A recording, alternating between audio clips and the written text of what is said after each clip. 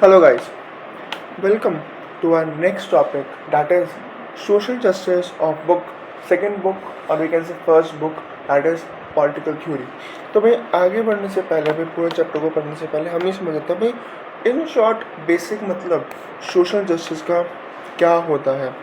Suppose करो सरकार ने कोई पॉलिसी इंट्रोड्यूस करी, लेकिन उस पॉलिसी का जो फ़ायदा मिलना चाहिए वो किसी एक ही ग्रुप को मिल रहा है, पूरी कंट्री को, जितने भी लोग कंट्री में रहते हैं उन सबको उसका फ़ायदा नहीं मिल रहा है।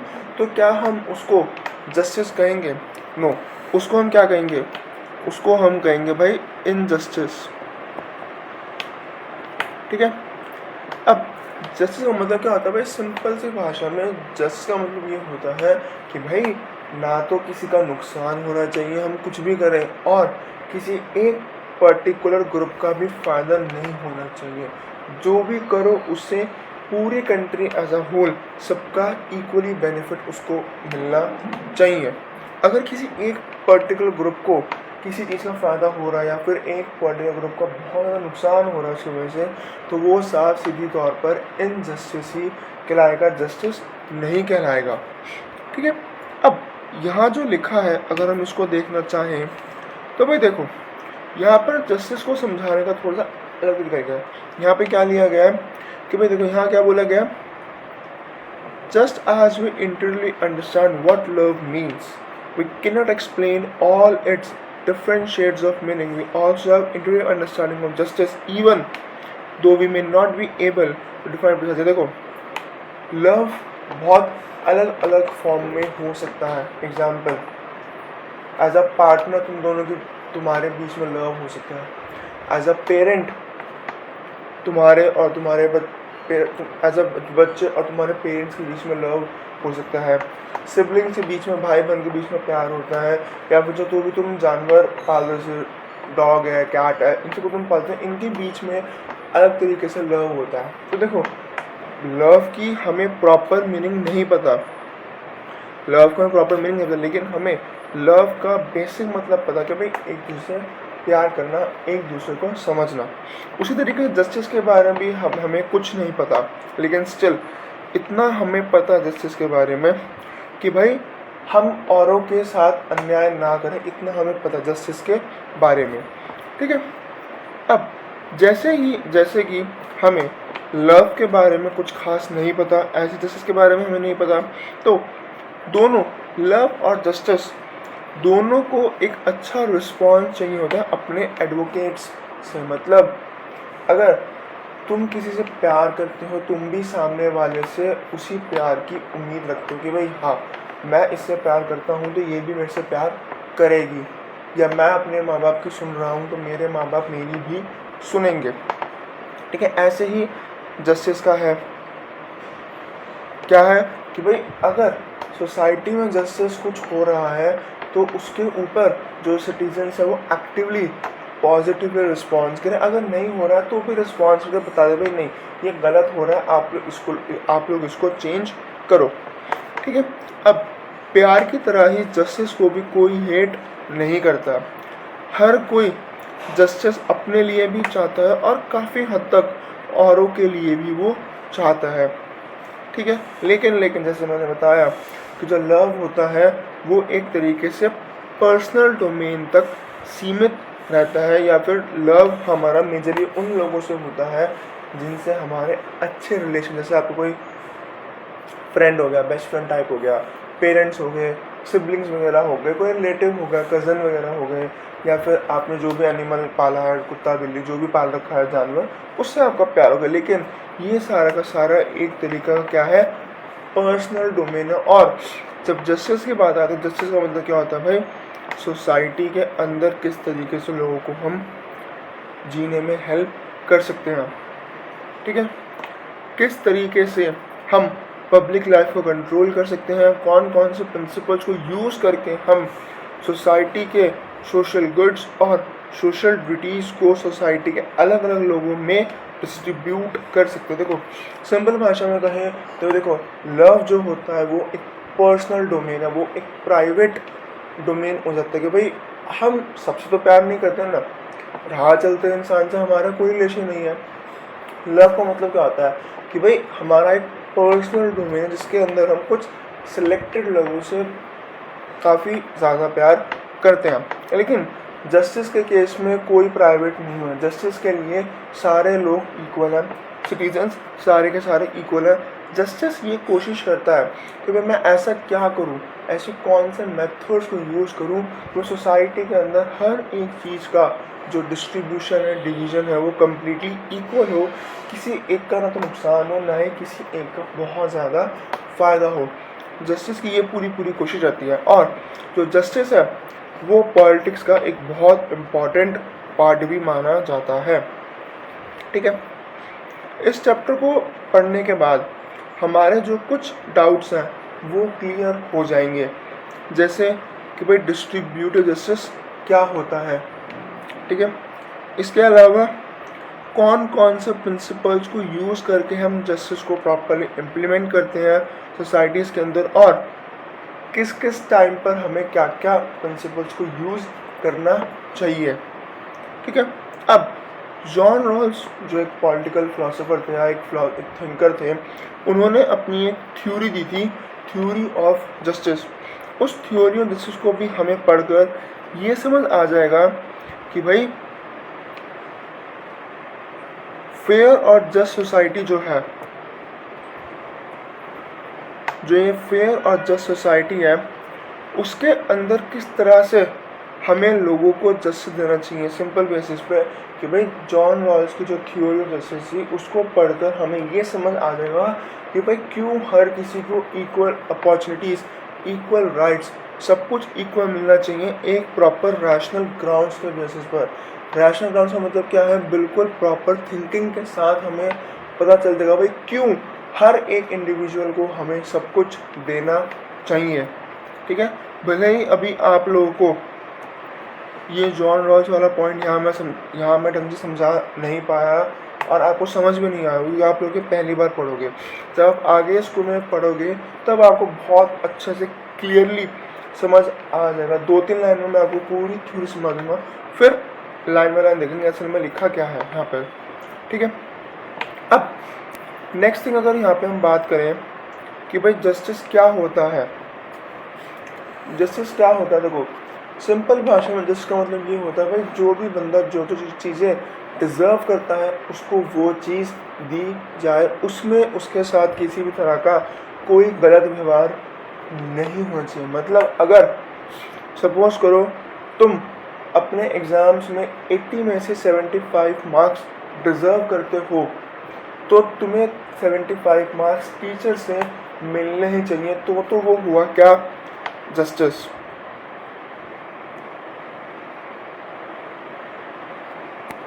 तो फिर वो हुआ तुम्हारे साथ जस्टिस।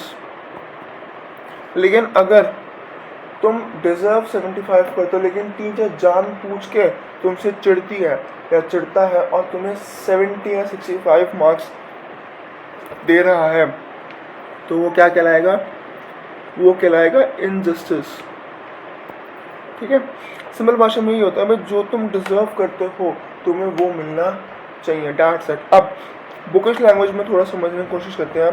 तो भाई देखो हर एक कल्चर में क्या लिखा है यहाँ पे, all cultures and traditions have grappled with questions of justice although they may have interpreted the concept in different ways. Okay, for example, instance मतलब एग्जाम्पल होता है।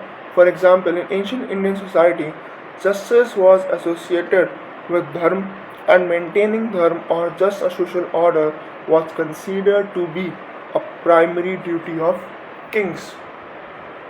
मतलब देखो हर एक कल्चर के अंदर, हर एक सोसाइटी के अंदर जस्टिस का मतलब अलग अलग होता है। हर कोई जस्टिस को अपने हिसाब से समझने की कोशिश करता है। जब वो समझता है तो उसको अपने तरीके से इम्प्लीमेंट करने की कोशिश करता है ताकि जस्टिस मेंटेन रहे एटलीस्ट। एग्जाम्पल के तौर पर इंडियन सोसाइटी में एंशिएंट इंडियन मतलब आप लोग ये मान लो रामायण और महाभारत के टाइम की अगर हम बात करें तो उस टाइम पर रामायण और महाभारत के टाइम पर जस्टिस का मतलब ये था भाई धर्म का पालन करना। धर्म जो कहता है वही करो, धर्म के विरुद्ध, धर्म के अगेंस्ट मत जाओ। मतलब अगर धर्म कहता है अगर किसी ने चोरी करी है तो उसको 100 कोड़े पड़ने चाहिए, तो उसको 100 कोड़े मारो। 99 कोड़े भी अगर उसको पड़ रहे हैं तब भी वो धर्म के विरुद्ध है। क्यों? क्योंकि बात कितनी की हुई थी? 100 कोड़ों की। तुमने कितने मारे? 99। तो तुम धर्म के अगेंस्ट हो। सिंपल सी भाषा में एंशिएंट इंडियन सोसाइटी के अंदर धर्म का मानना मतलब, धर्म का पालन करना मतलब वही जस्टिस था। और किंग की सबसे प्राइम ड्यूटी यही थी कि भाई वो धर्म का पालन करे। जो धर्म कह रहा है धर्म के अनुसार ही चले, धर्म के विरुद्ध ना जाए। अगर चाइना की बात करें, चाइना के जो फेमस फिलोसोफर थे कन्फ्यूशियस, उन्होंने ये बोला था कि भाई जस्टिस का मतलब ये है जो किंग है वो गलत करने वालों को पनिश करे और जो लोग अच्छा कर रहे हैं उनको रिवॉर्ड दे। सिंपल सी बात है, ठीक है। अब 4th सेंचुरी BC के अंदर, मतलब ऑलमोस्ट आज से कई हज़ारों साल पहले, एक पॉलिटिकल थिंकर था प्लेटो। यूँ मान लो आज के टाइम पे अगर प्लेटो नहीं होता तो शायद आप और मैं, ये जो पॉलिटिकल साइंस पढ़ रहे हैं, जो मैं अपनी डिग्री करी है पॉलिटिकल साइंस की, शायद वो डिग्री भी मैं नहीं कर पाता, मैं कोई और ही डिग्री कर रहा होता इंस्टेड ऑफ पॉलिटिकल साइंस। तो भाई ये जो बंदा था ना प्लेटो, इसने अपनी एक बुक लिखी थी। बुक का नाम क्या था? The Republic. याद कर लेना, MCQs क्वेश्चंस के अंदर ऐसे ट्रिकी क्वेश्चंस आते हैं कि भाई प्लेटो ने कौन सी बुक लिखी थी या प्लेटो किस सेंचुरी BC का पर्सन था। अब इसने जो बुक लिखी थी ना प्लेटो ने, द रिपब्लिक, इसके अंदर इसने सॉक्रेट्स कौन था नहीं पता।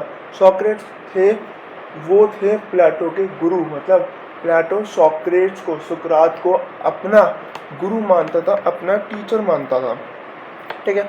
सॉक्रेट्स ने कभी कोई किताब नहीं लिखी। सॉक्रेट्स की जितनी भी थिंकर्स, जितनी भी टीचिंग, जितने भी उसके व्यूज़ थे, प्लेटो ने ही अपनी अलग अलग बुक्स के अंदर सॉक्रेट्स के और अपने व्यूज़ को डिस्क्राइब करा है। अब प्लेटो क्या बताता है? प्लेटो ये बताता है कि भाई अपनी बुक के अंदर कि सॉक्रेट के जो काफ़ी अच्छे दोस्त थे ग्लूकन और एडिमेंटस, इन दोनों के बीच का एक डायलॉग डिलीवरी दिखाता है। देखो प्लेटो की जितनी बुक्स हमें मिलेंगी ना देखने को, वो सब एक तरह के कॉन्वर्सेशन फॉर्म है। मतलब एक क्वेश्चन पूछा, उसके ऊपर हर किसी ने अपना अपना आंसर दिया, फिर उस आंसर पे से अगला एक क्वेश्चन निकाला। ऐसे प्लेटो ने अपनी मोस्ट ऑफ द बुक्स को, ऑलमोस्ट सारी बुक्स को उसने ऐसे डायलॉग डिलीवरी या फिर कॉन्वर्सेशन फॉर्म के अंदर लिखा है, ठीक है। अब प्लेटो ने अपनी बुक द रिपब्लिक के अंदर बताया कि भाई क्यों हमें जस्टिस के ऊपर फोकस करना चाहिए। कैसे? देखो जस्टिस के ऊपर फोकस करना चाहिए। प्लेटो ने अपनी बुक में लिखा कि भाई यंग पीपल, जो ये ग्लूकन और एडिमेंटस हैं, इन्होंने सॉक्रेट से पूछा कि भाई हमें जस्टिस क्यों फॉलो करना चाहिए, हम क्यों जस्ट रहें, हम क्यों न्याय का पालन करें। क्योंकि उन लोगों ने ये देखा था कि भाई जो लोग अनजस्ट होते हैं, मतलब जो लोग गलत होते हैं ना, सोसाइटी में सबसे ज़्यादा अच्छी कंडीशन उन्हीं लोगों की होती है as compare to those person जो जस्ट है। मतलब अनजस्ट का यहाँ पर बोलबाला है और जस्ट का बोलबाला नहीं है। जस्ट को कोई पूछ भी नहीं रहा। जस्ट का मतलब यहाँ पर है जो लोग जस्टिस को फॉलो कर रहे हैं, और जो इनजस्टिस को फॉलो कर रहे हैं सोसाइटी में उनकी वाहवाही हो रही है, और जो जस्टिस को फॉलो कर रहे हैं उनको कोई कुछ पूछ नहीं रहा, ठीक है। जो लोग अपने तरीके से रूल्स को ट्विस्ट करते हैं, टैक्सेस नहीं देते हैं, या फिर अपने हिसाब से झूठ बोलते हैं, लोगों के साथ गलत व्यवहार करते हैं, वो अपने जीवन में ज़्यादा सक्सेसफुल होते हैं as compare to those person जो हमेशा सच बोलते हैं और औरों की भलाई के बारे में सोचते हैं, ठीक है। अब अगर कोई बंदा इतना स्मार्ट है कि वो गलत काम करके भी पकड़ा नहीं जा रहा है, तो एट द एंड उसको फ़ायदा ही मिल रहा है उस इंसान से जो हमेशा सच बोलता है। और आज के टाइम पे हम सब लोगों ने भी ऐसे सुने होंगे सिमिलर सेंटिमेंट्स। वो लोग आज भी कहते हैं अच्छा बन के क्या रखा, अच्छाई में क्या रखा है, हर कोई ये कहता होगा, आपकी फैमिली में आपने कभी सुना होगा कि भाई अच्छा इंसान बन के हमेशा बुराई ही मिलती है, और ये फैक्ट है। भले हम कितनी कोशिश कर लें अच्छा बनने की, अच्छा रहे, अच्छा बर्ताव करें, कुछ भी कितना कोशिश कर लें, लेकिन एट द एंड जितना अच्छा बर्ताव हम करेंगे ना, उतनी ही बुराई हम लोगों को देखने को मिलेगी। ठीक है। अब सोक्रेट्स ने अपने ये यंग पीपल मतलब ग्लूकन और एडिमेंटस को ये बताया कि ठीक है, अनजस्ट तुम लोग हो रहे हो, लेकिन अगर जब तुम अपने तरीके से रूल्स को मैनिपुलेट करोगे तो डेफिनेटली उस इनजस्टिस से किसी का भी कोई फ़ायदा नहीं होगा। क्यों? कि जब हर कोई इनजस्टिस करेगा तो सोसाइटी में जो ट्रस्ट है वो बिल्कुल भी नहीं बचेगा, और एक बार अगर सोसाइटी के अंदर ट्रस्ट ख़त्म हो जाता है तो हम कितनी कोशिश कर लें सोसाइटी में दोबारा डेवलपमेंट या सोसाइटी के अंदर दोबारा ट्रस्ट को हम बिल्डअप नहीं कर सकते, जिसकी वजह से एट द एंड क्या होगा, कोई सिक्योर नहीं होगा और हर कोई एक दूसरे को हार्म करेगा। ठीक है। अब ये हमारी अपनी मर्जी होती है कि भाई हम लॉज का पालन करें या ना करें, हम जस्ट बने या जस्ट ना बने। लेकिन सोक्रेट्स ने एक बात बता दी कि भाई अगर हमें जस्टिस का मतलब समझ आ गया तो हमें ये भी समझ आ जाएगा भाई क्यों जस्टिस हमारे लिए बहुत ज़्यादा इम्पॉर्टेंट है। उसने ये बताया सोक्रेट्स ने कि भाई जस्टिस का मतलब ये नहीं होता कि अपने फ्रेंड्स के साथ अच्छा बर्ताव करना और अपने दुश्मनों के साथ गलत व्यवहार करना। मतलब अगर तुम्हारा कोई दोस्त है तो तुम तो उससे अच्छे से बात कर, लेकिन कोई तुम्हारा दुश्मन है, तुम उसको जाके गाल पर चाटा मार रहे हो, तो सोक्रेट्स बोला नहीं, ये गलत है। ठीक है। सिंपल भाषा में जस्टिस का मतलब ये होता है लोगों का भला करना, वेलबींग ऑफ ऑल पीपल। जैसे कि एक डॉक्टर है, उसके लिए उसके पेशेंट्स सारे के सारे क्या है, इक्वल है। ठीक है। उसको सिर्फ अपने पेशेंट्स के वेलबींग होता है। अब चाहे कोई पेशेंट रियलिटी में रियल लाइफ में चोर हो, आईएएस ऑफिसर हो, कोई मंत्री हो या कोई संतरी हो, डॉक्टर को समझ नहीं है। डॉक्टर को सिर्फ ये मतलब भाई मेरा जो पेशेंट है वो अच्छा हो जाए, वो ठीक हो जाए। इसी तरीके से जो रूलर होता है, मतलब जो किंग या क्वीन होते हैं या जो गवर्नमेंट होती है, उनकी भी कोशिश यही रहती है कि भाई वो अपने सब्जेक्ट्स का या अपने सिटीजन्स का, सब्जेक्ट मतलब सब्जेक्ट्स किसके लिए होंगे, किंग या क्वीन के लिए तो नॉर्मल सिटीजन्स सब्जेक्ट होंगे, आम जनता, लेकिन सरकार के लिए क्या होंगे, वो लोग सिटीजन्स होंगे। तो भाई उनका अच्छे से अच्छा भला हो सके। ठीक है। सिंपल सा मतलब ये है कि भाई जिसका जो जो हक बनता है उसको वो दिया जाए। मतलब ensuring the wellbeing of the people includes giving each person his due. मतलब जिसका जो हक बनता है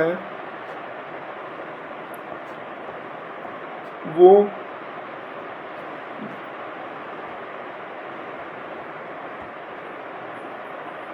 जिसका जो हक बनता है वो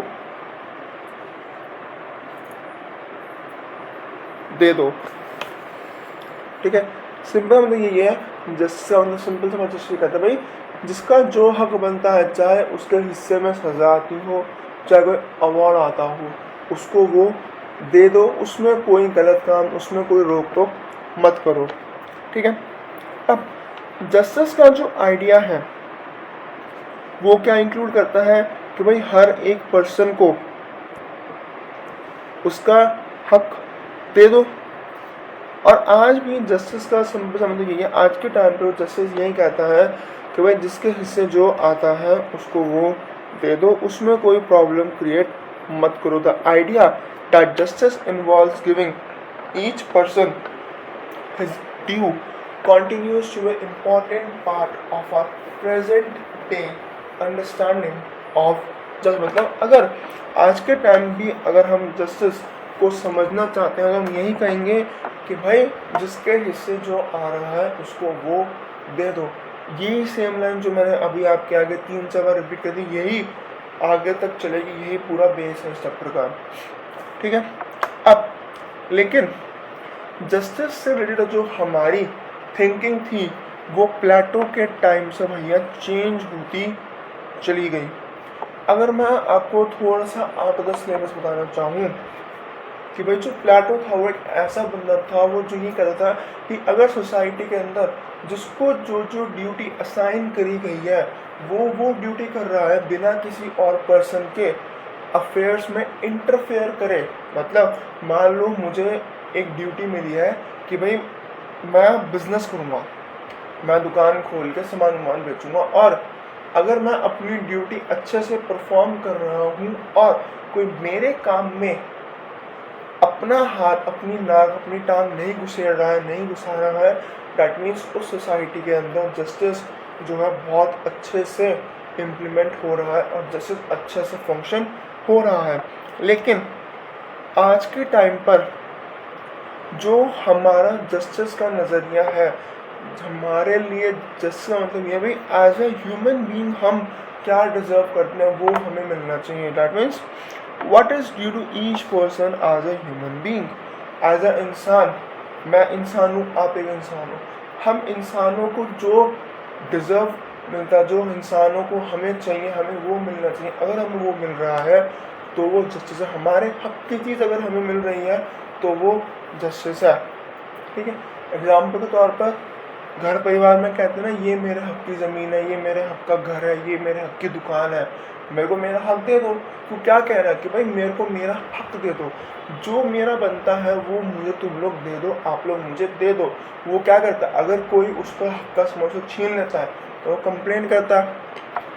सिबलिंग्स में, भाई बहनों में, अगर 2 टॉफ़ी तुम्हारे पास ज़्यादा है और तुम्हारे भाई के पास 2 टॉफ़ी कम है तो वो मम्मी को बोलेगा, पापा को बोलेगा कि भैया दीदी मेरे को नहीं दे दी, मम्मी पापा पापा भैया या दीदी मुझे टॉफ़ी नहीं दे रहे। तो वो आएंगे और उन्हें तुम्हारे हक का दिलवा देंगे तुमसे। ठीक है। अब एक जर्मन फिलोसोफर थे, कौन? इमानुएल कांत। इमानुएल कांत ने बोला कि भाई ह्यूमन बीइंग्स के लिए डिग्निटी, इज्जत बहुत प्यारी होती है। अगर हम हर किसी को डिग्निटी दे देंगे, भाई हर किसी को हम इक्वली इम्पोर्टेंस दे रहे हैं, डैट मीन्स उनके पास अब क्या बचता है कि भाई वो अपने टैलेंट को डेवलप करें और अपने हिसाब से अपने चोजन गोल्स को परस्यू करें। मतलब जस्टिस ये कहता है कि भाई हर किसी को उसका हक दे दो और सारे इंडिविजुअल्स को इक्वली ट्रीट करो, चाहे सोसाइटी में कोई अमीर है, चाहे सोसाइटी में कोई गरीब है। स्टेट के लिए, सरकार के लिए, सोसाइटी के लिए वो बराबर है। अमीर है तब भी लाइन में लगे, गरीब है तब भी लाइन में लगे। ठीक है। इमानुएल कांत ने ये बोला कि भाई अगर हम हर एक इंडिविजुअल को उसकी डिग्निटी दे देंगे तो उसके पास क्या बचेगा, उसके बाद बस अब ये बचेगा कि भाई वो अपने टैलेंट को, अपने स्किल्स को डेवलप इस तरीके से करे कि वो अपने चोजन गोल को परस्यू ईजिली कर सके। मतलब जस्टिस का सिंपल समझन ये हुआ, जिसका जो हक बनता है उसको वो दे दो और हर एक इंडिविजुअल को भैया यहाँ पर इक्वली ट्रीट करो। ठीक है। अब नेक्स्ट टॉपिक क्या आता है हमारा चैप्टर का, equal treatment for equals. I hope कि आप लोगों को अब तक यहाँ पर समझ आ गया, मुझे उम्मीद है। आप लोग हो इंटेलिजेंट है, बस थोड़ी सी गाइडेंस की जरूरत है आप लोगों को। ठीक है। अब बात करते हैं भाई, although there might be broad agreement in modern society about the equal importance of all people, it is not a simple matter to decide how to give each person his or her due. A number of different principles have been put forward in this regard. ये line ये कहते हैं, भले ही आज के time पर modern society में ये कहा जाता है कि भाई हम हर एक इंडिविजुअल को इक्वल इम्पोर्टेंस देंगे, हमारे लिए अमीर भी उतना ही इम्पोर्टेंट है जितना हमारे लिए गरीब इम्पोर्टेंट है, लेकिन सबको इक्वली ट्रीट करना भैया आसान नहीं होता। फेफड़े फूल जाते हैं सबको इक्वली ट्रीट करने के लिए। एग्जाम्पल के तौर पर पेरेंट्स को सपोज करो, पेरेंट्स को जैसे सोचो हो सकता है आप लोग सिंगल हो, मतलब आपके भाई बहन, लेकिन जिनके भाई बहन हो छोटे या बड़े, वो ये सोचो कि भाई अगर पेरेंट्स छोटे भाई की साइड लेते हैं या छोटी बहन की साइड लेते हैं, तो जो बड़े भाई बहन होते हैं वो चिढ़ जाते हैं कि भाई ये तो ऐसे ही है, हमारा तो गलत होता है, इक्वली हमें सपोर्ट, इक्वली नहीं देखा जा रहा हम लोगों को। और जब जो अगर हम बड़े भाई बहन की सपोर्ट लेते हैं पेरेंट्स, एज अ पेरेंट, मैं खुद पेरेंट नहीं हूँ, मैं भी बच्चा ही हूँ, एज अ पेरेंट्स अगर मैं अपने बड़े बच्चे की साइड ले रहा हूँ, तो डैट मीन्स जो मेरा छोटा बच्चा वो गुस्सा हो जाएगा, भाई आप तो हमेशा बड़े की साइड लेते हो, मेरी कोई वैल्यू नहीं है। तो सोचो बिल्कुल छोटे लेवल पर इक्वली ट्रीट करना कितना मुश्किल है, तो इतने लार्ज लेवल पर इंडिया में जो 140 करोड़ जनता है उसको इक्वली ट्रीट करने के लिए सरकार को कितना कुछ अलग से मेजर्स चाहिए, कितनी ज़्यादा अलग अलग लॉज या पॉलिसी को यूज़ करना पड़ेगा ताकि वो इक्वालिटी यहाँ पर मेंटेन कर सके। ठीक है, काफ़ी सारे अलग अलग प्रिंसिपल्स को यूज़ किया जाता है जस्टिस को प्रॉपरली इम्प्लीमेंट करने में। ठीक है, जिसमें कि सबसे पहला प्रिंसिपल ये होता है कि भाई कोशिश करो हर एक इंडिविजुअल को इक्वली ट्रीट करो।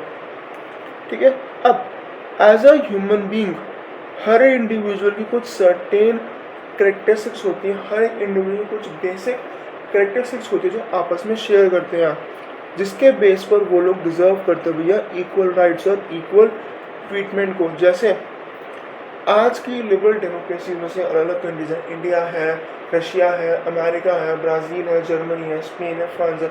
इन ऐसी कंट्रीज़ के अंदर इंडिविजुअल्स को कुछ 3 तरह के बेसिक और इक्वल कॉमन राइट्स दे रखे हैं। जैसे पहले हमने बात करें भाई सिविल राइट्स की, सिविल राइट्स में क्या आते हैं भाई, right of life, liberty and property.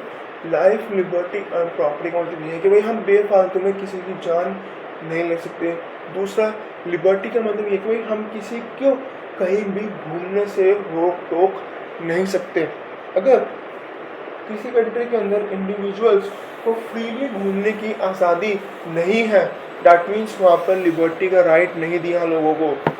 तीसरा, प्रॉपर्टी, भाई हम किसी की प्रॉपर्टी के ऊपर जबरन कब्जा, ज़बरदस्ती कब्जा नहीं कर सकते, या फिर हम किसी की भी प्रॉपर्टी को तोड़ नहीं सकते। एग्जाम्पल के तौर पर जो हमारे उत्तर प्रदेश के माननीय योगी आदित्यनाथ जी हैं सीएम, वो किसी का भी घर बुलडोजर से तोड़ देते हैं, जिनको हम बुलडोजर बाबा के नाम से जानते हैं।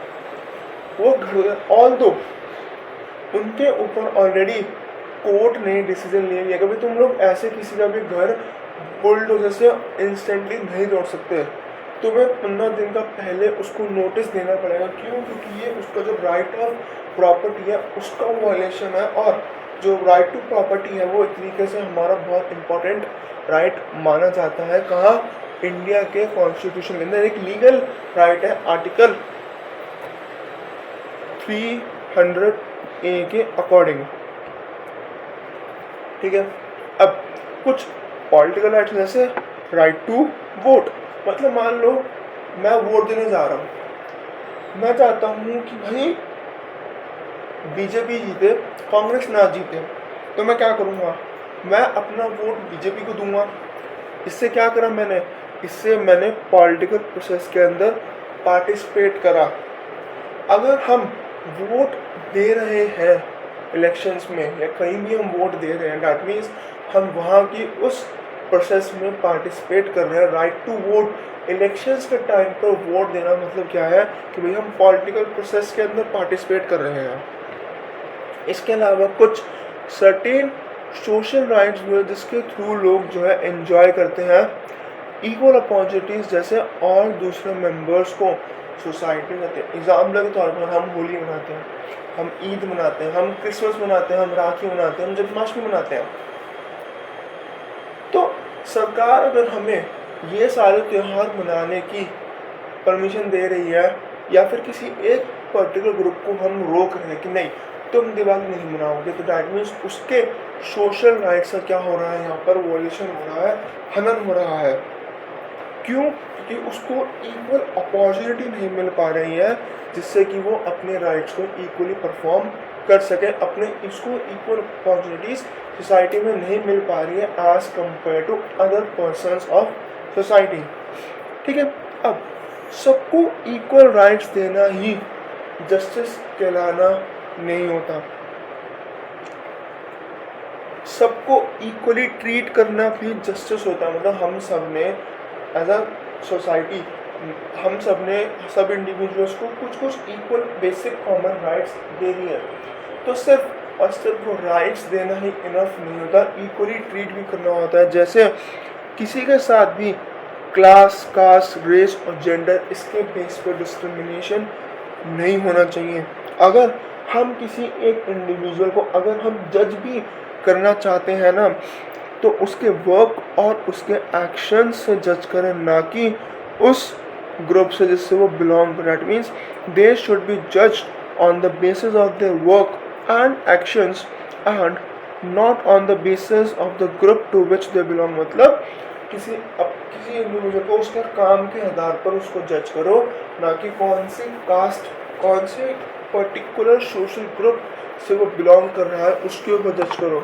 एग्जाम्पल के तौर पर, if two persons from different castes perform the same kind of work, whether it be breaking stones or delivering pizzas, they should receive the same kind of reward। मतलब तो अलग अलग जाति के लोग, मान लो सपोज करो एक हिंदू है एक मुस्लिम है, दोनों तरह के लोग सेम काम कर रहे हैं, दोनों या तो पत्थर तोड़ रहे हैं, फूड डिलीवरी कर रहे हैं, मतलब पिज़्ज़ा की डिलीवरी कर रहे हैं, या किसी के एज ए यहाँ वर्कर काम कर रहे हैं, सामान उठाने में काम कर रहे हैं, तो दोनों को सेम पैसे मिलने चाहिए। यूँ नहीं है तू हिंदू है तो तू चल 1000 रुपये ले ले, तो मुसलमान है तो 200 रुपये ले ले, नहीं, ऐसे नहीं होना चाहिए।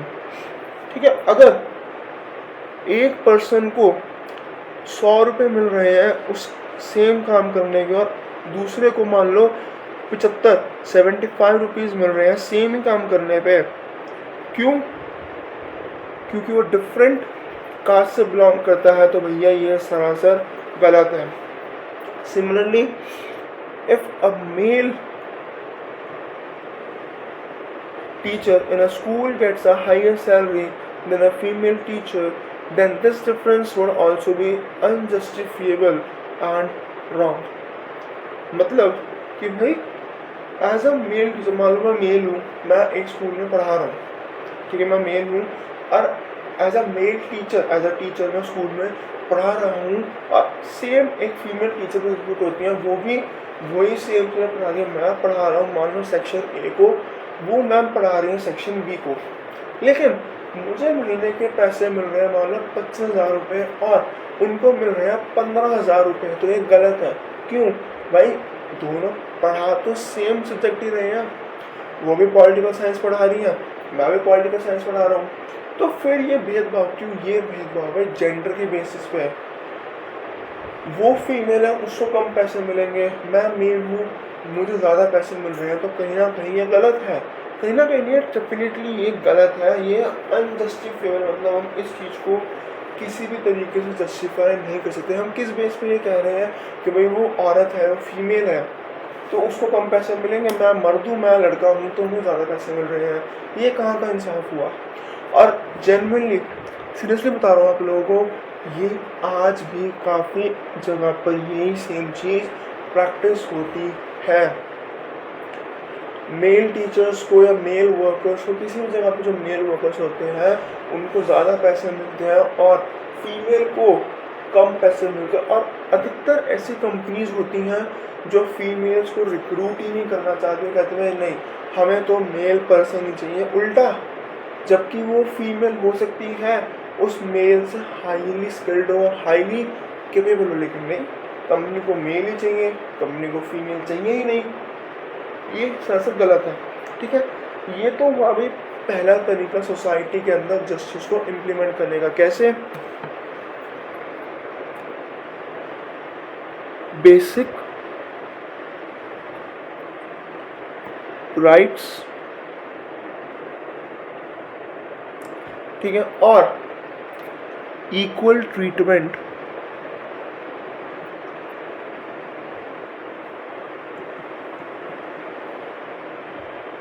क्या हुआ, इक्वल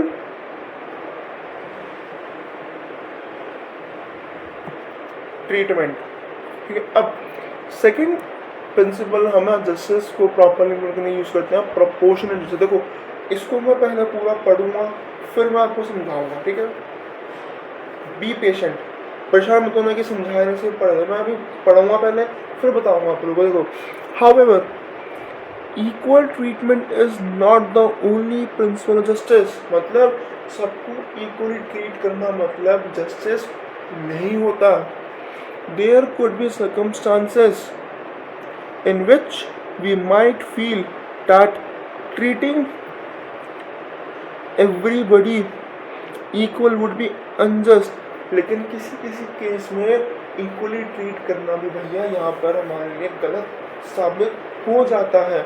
एग्जाम्पल के तौर पर हम कैसे रिएक्ट करेंगे, for instance how would you react if it was decided in your school that all those who did an exam should get equal marks because they are all students of the same school and did the same exam।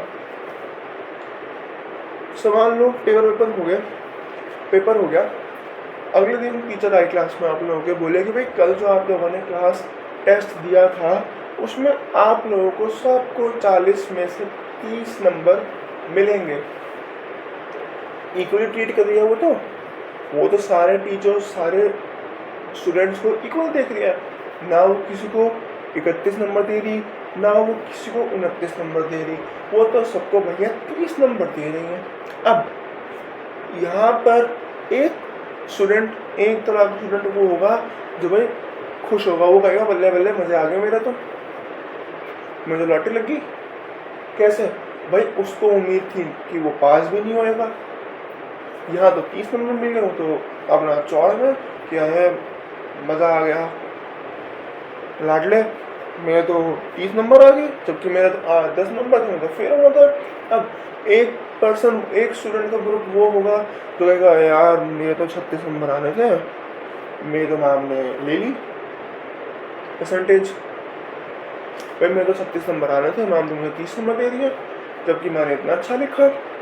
हाँ अच्छा लिखा, अब बात करते हैं अच्छे लिखने के ऊपर। कैसे, here you think it would be more fair if students were awarded marks according to the quality of their answer papers and also possibly the degree of effort they had put in। मतलब अब यहाँ पर जिस बंदे के भाई 36 number आने थे वो ये कहेगा टीचर को कि मैम ये आप गलत कर रहे हो, सबको यहाँ पर आप इक्वली ट्रीट नहीं कर सकते। क्यों? क्योंकि आपको यहाँ पर उसके एफर्ट्स, कितना उसने आंसर अच्छा लिखा, कितने उसने एफर्ट्स लिए, उस एफर्ट के हिसाब से आपको नंबर जो है वो देने चाहिए। इक्वली आप ट्रीट नहीं कर सकते। तो टीचर बोलेगा हाँ भाई क्या तो तुम सही रहे हो, इक्वली ट्रीट करने से तो तुम जैसे जो बच्चे हैं जिनके अच्छे मार्क्स आ रहे थे उनके कम नंबर आने हैं। तो यहाँ पर प्रोपोर्शन जस्टिस के अंदर हम ये कहेंगे कि भाई हम इक्वली ट्रीट करके भी इनजस्टिस ही करते हैं। इससे अच्छा तो भाई लोगों को उनके एफर्ट्स, वो कितना उसने काम करा, कैसा काम करा, उसके हिसाब से हमें उनको रिवॉर्ड देना चाहिए।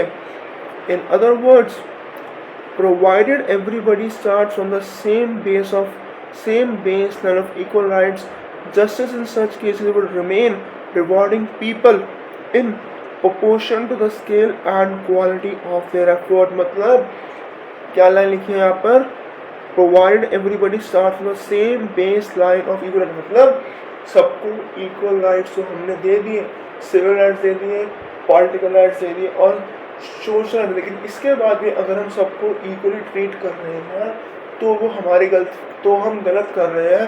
हमें लोगों को उनके एफर्ट्स के हिसाब से क्या करना चाहिए, रिवॉर्ड देने चाहिए। अब most of the people would agree that although people should get the same reward for the same work, it would be fair and just to reward different kinds of work differently। If We take into account factors such as the effort required, the skills required, the possible dangers involved in that work and so on. मतलब भाई सबसे अच्छी बात तब होगी जब हम ये कहेंगे कि हाँ भाई अच्छी बात है कि भाई सबको सबके अवार्ड्स के अकॉर्डिंग यहाँ पर जो है वो रिवॉर्ड दिए जा रहे हैं। अब अगर हम ये इक्वल एफर्ट्स वाला सबको हम एफर्ट्स के हिसाब से रिवॉर्ड देंगे तो हम ये कहेंगे कि भाई कुछ ऐसे लोग हैं जिनको सोसाइटी के अंदर प्रॉपर अपने काम का रिवॉर्ड प्रॉपर नहीं मिलता, जैसे माइनर्स हैं, स्किल्ड क्राफ्टमैन्स हैं, या फिर कभी कभार जो लोग अपनी लाइफ को डेंजर में डालते हैं जैसे पुलिसमैन, उनको हमेशा रिवॉर्ड नहीं मिलता अगर हम उन लोगों से कंपेयर करें जो कुछ खास काम नहीं करे। देखो मैं किसी प्रोफेशन के ऊपर उंगली नहीं उठा रहा हूँ, लेकिन जो बंदा एसी ऑफिस में बैठकर सिर्फ और सिर्फ कंप्यूटर पे उंगलियां चला रहा है उसको तो भैया महीने का मिले 40,000 रुपये, और जो बंदा कड़ी धूप में, कड़ी ठंड में, बारिश में सामान घसीट रहा है, सड़क के ऊपर रिक्शा चला के पैसे कमा रहा है, उसको सिर्फ दिन के 400 रुपये, मतलब महीने के 6,000 रुपये मिल रहे हैं। ये कहाँ की समझदारी है? इसलिए भी हम ये नहीं कह सकते कि भाई सबको सबके रिवॉर्ड के एफर्ट्स के अकॉर्डिंग अगर हम रिवॉर्ड करने लग गए तो वो भी सही है, ठीक है। तो सोसाइटी में जस्टिस लाने के लिए हमें इक्वल ट्रीटमेंट भी देना ज़रूरी है और प्रोपोर्शनल जस्टिस को भी मेंटेन करना ज़रूरी है। मतलब देखो प्रोपोर्शनल जस्टिस ये कह रहा है कि भाई सबको सबके एफर्ट्स के अकॉर्डिंग तुम रिवॉर्ड दो, लेकिन अगर हम इसको थोड़ा सा एक स्टेप फर्दर जाके देखें तो हम ये कहेंगे कि नहीं भाई ये भी गलत ही होगा, क्योंकि कुछ ऐसे प्रोफेशंस होते हैं जिसमें एफर्ट बहुत सारे लगते हैं लेकिन रिवॉर्ड उस हिसाब से प्रॉपर नहीं मिलता है, ठीक है। अब नेक्स्ट इसमें हम बात करते हैं रिकग्नाइजेशन ऑफ स्पेशल नीड्स। अगर इस पूरे के पूरे 8-10 लाइन के पैराग्राफ को मैं अगर एक सिंपल वर्ड में आप लोगों को बताऊं तो आपके लिए पूरे का पूरा पैराग्राफ 1 सेकंड में क्लियर हो जाएगा। जैसे एक ही वर्ड लिखूंगा आपको समझ आएगा। जो वर्ड क्या है? रिजर्वेशन।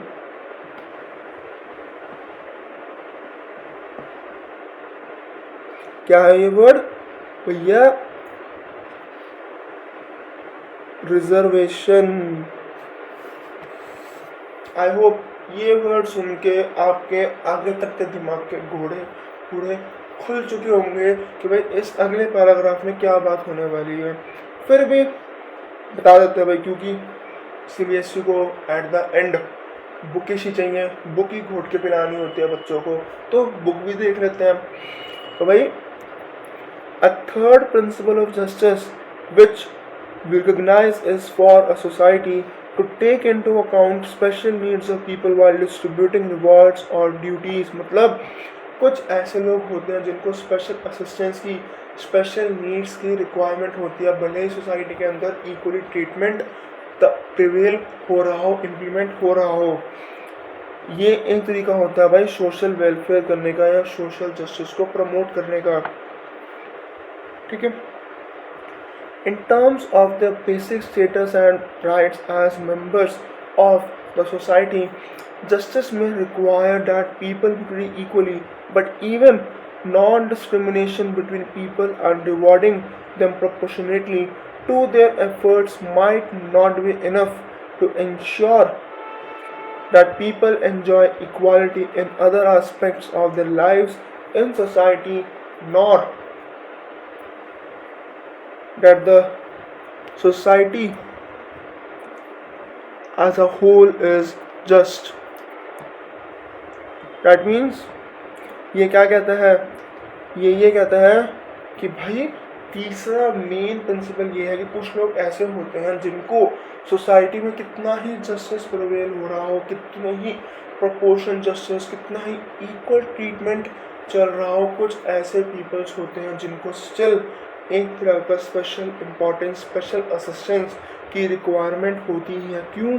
क्योंकि ऐसे लोगों के लिए किसी भी तरह का नॉन डिस्क्रिमिनेशन रिमूव करना या प्रोपोर्शनेट जस्टिस के हिसाब से रिवॉर्ड देना भी इनफ नहीं होता। उसके थ्रू भी इनको इक्वालिटी प्रॉपरली नहीं मिल पाती, भले ही सोसाइटी के अंदर कितना ही जस्टिस प्रिवेल हमारा हो रहा हो। ठीक है। The principle of taking account of the special needs of people does not necessarily contradict the principle of equal treatment so much to the extent because the principle of treating equals equally could imply that people who are not equal in certain important respects could be treated differently। मतलब कि भाई अब कुछ specific लोगों को हमें equal treatment देने के लिए उनको कुछ स्पेशल असिस्टेंस, स्पेशल एडवांटेजेस उनको हमें देने पड़ेंगे, लेकिन ये एडवांटेजेस इस तरीके से दिए जाते हैं कि बाकी किसी लोगों का कोई नुकसान ना हो। क्या लिखा? Not necessarily contract the principle of equal so much as extended because the principle of treating equals equally could imply that people who are not equal in certain aspects could be differently। मतलब जो लोग बाकी लोगों के मुकाबले equal अभी भी नहीं है, सरकार या सोसाइटी उनको कुछ अलग तरीके से ट्रीट करेगी बाकी लोगों के लेवल पर लेके आने के लिए। ठीक है। अब यहाँ पे क्या लिखा है? People with special needs or disabilities could be considered unequal in some particular respect and deserving of special help, but it is not always easy to get agreement regarding which inequalities of people should be recognized for providing them special help। मतलब अब special उन लोगों को special needs जरूरत होती है या फिर डिसेबल्ड लोगों को कुछ स्पेशल नीड्स चाहिए होती है, स्पेशल हेल्प चाहिए होती है ऐसे लोगों को जो इक्वली चाहकर भी लोगों के लिए लोगों के साथ इक्वल नहीं है। लेकिन इतना इजी भी नहीं है ये डिसाइड करना कि भाई किस किस को स्पेशल हेल्प दी जाएगी, किसको स्पेशल हेल्प नहीं जाएगी। लेकिन जनरली फिजिकल डिसेबिलिटीज में किसी का एक पैर नहीं है या पैर खराब है, हाथ खराब है, एक आँख खराब है, या मेंटली डिसेबल्ड पर्सन है, मेंटली चैलेंज्ड पीपल है, इन केसेस के अंदर फिजिकल डिसेबिलिटीज़ या किसी तरह की एज बहुत ज़्यादा 70-80 साल के लोग हैं या उनके पास प्रॉपर एजुकेशन या हेल्थ का एक्सेस नहीं है, तो इन सारे बेसिक फैक्टर्स के अकॉर्डिंग तो भाई काफ़ी सारी कंट्रीज़ के अंदर लोगों को स्पेशल ट्रीटमेंट दिया जाता है। ठीक है। It is believed that if people who enjoy very different standard of living and opportunities are treated equally in all respects with those who have been deprived of even the basic minimum needs to live a healthy and productive life, the result is likely to be an unequal society, not an egalitarian and just one। In our country, lack of access to good education or healthcare and other such facilities is often found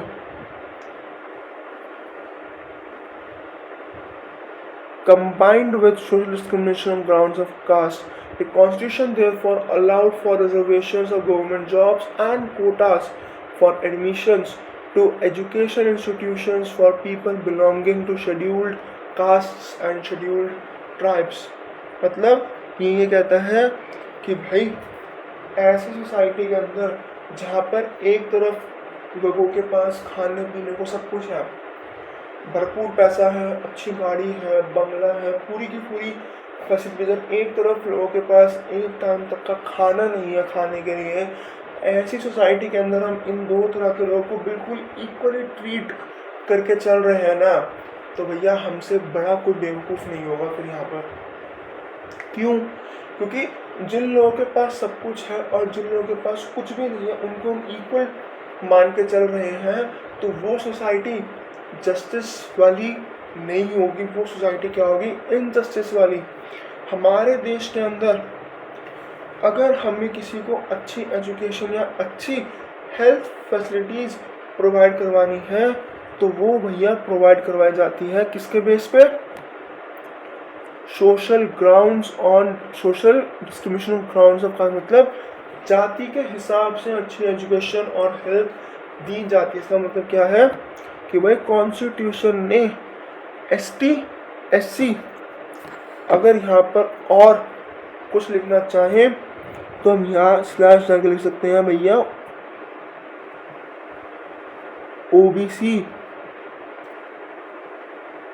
EWS, इन सारी categories के लिए constitution में साफ साफ कुछ percent seats जो है reserve कर रखी है, ताकि इन लोगों को गवर्नमेंट जॉब्स में या फिर एजुकेशन इंस्टीट्यूशंस में इजीली एंट्री इन लोगों को मिल सके। जैसे अगर हम बात करें कि भाई जो SC कैटेगरी है उसके लिए कॉन्स्टिट्यूशन ने 15% सीट्स जो है रिजर्व कर रखी है, ST के लिए शेड्यूल्ड ट्राइब्स के लिए 7.5% और OBC के लिए 27 और EWS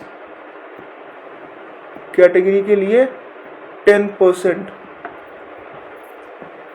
ठीक है। अब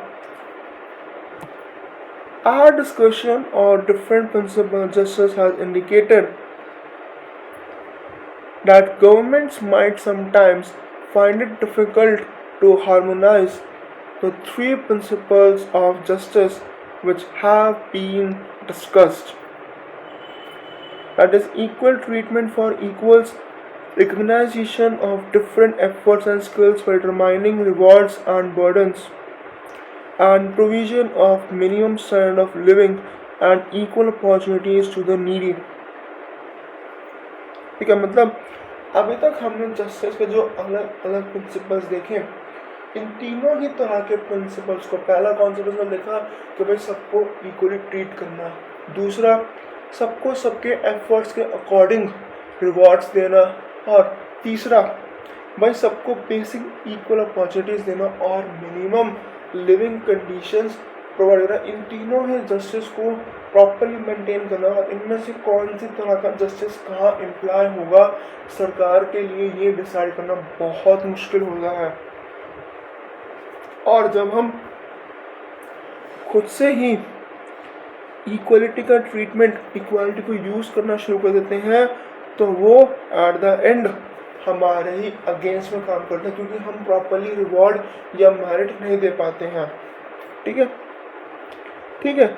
Emphasizing rewarding merit as the main principle of justice might mean that marginalized sections would be at a disadvantage in many areas because they have had not access to facilities such as good nourishment or education. Different groups in country might favor different policies or depending upon which principle of justice they emphasize.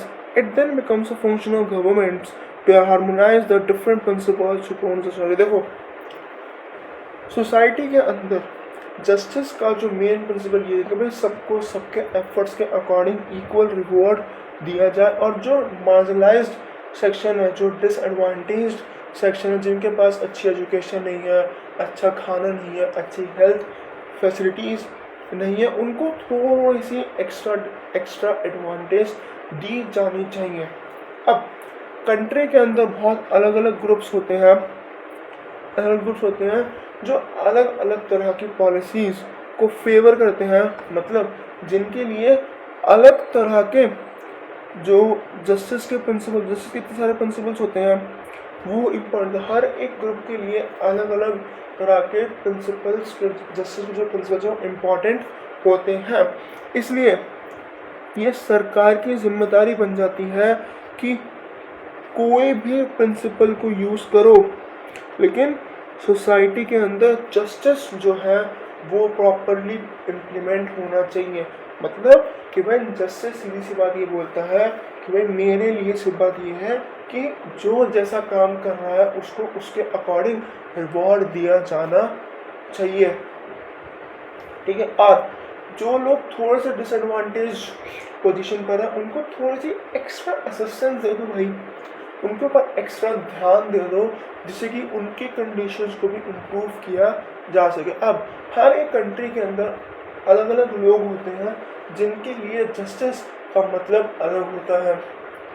उनके लिए justice को prevail करने, justice को implement करने की जो policies होती हैं वो भी अलग अलग होती है। एट द एंड सरकार को ये देखना होता है कि भाई सोसाइटी के अंदर जस्टिस प्रिवेल हो रहा है या फिर नहीं हो रहा है। ठीक है, अब नेक्स्ट थिंग यहाँ पे आती है भैया, नेक्स्ट टॉपिक आता है यहाँ पे just distribution.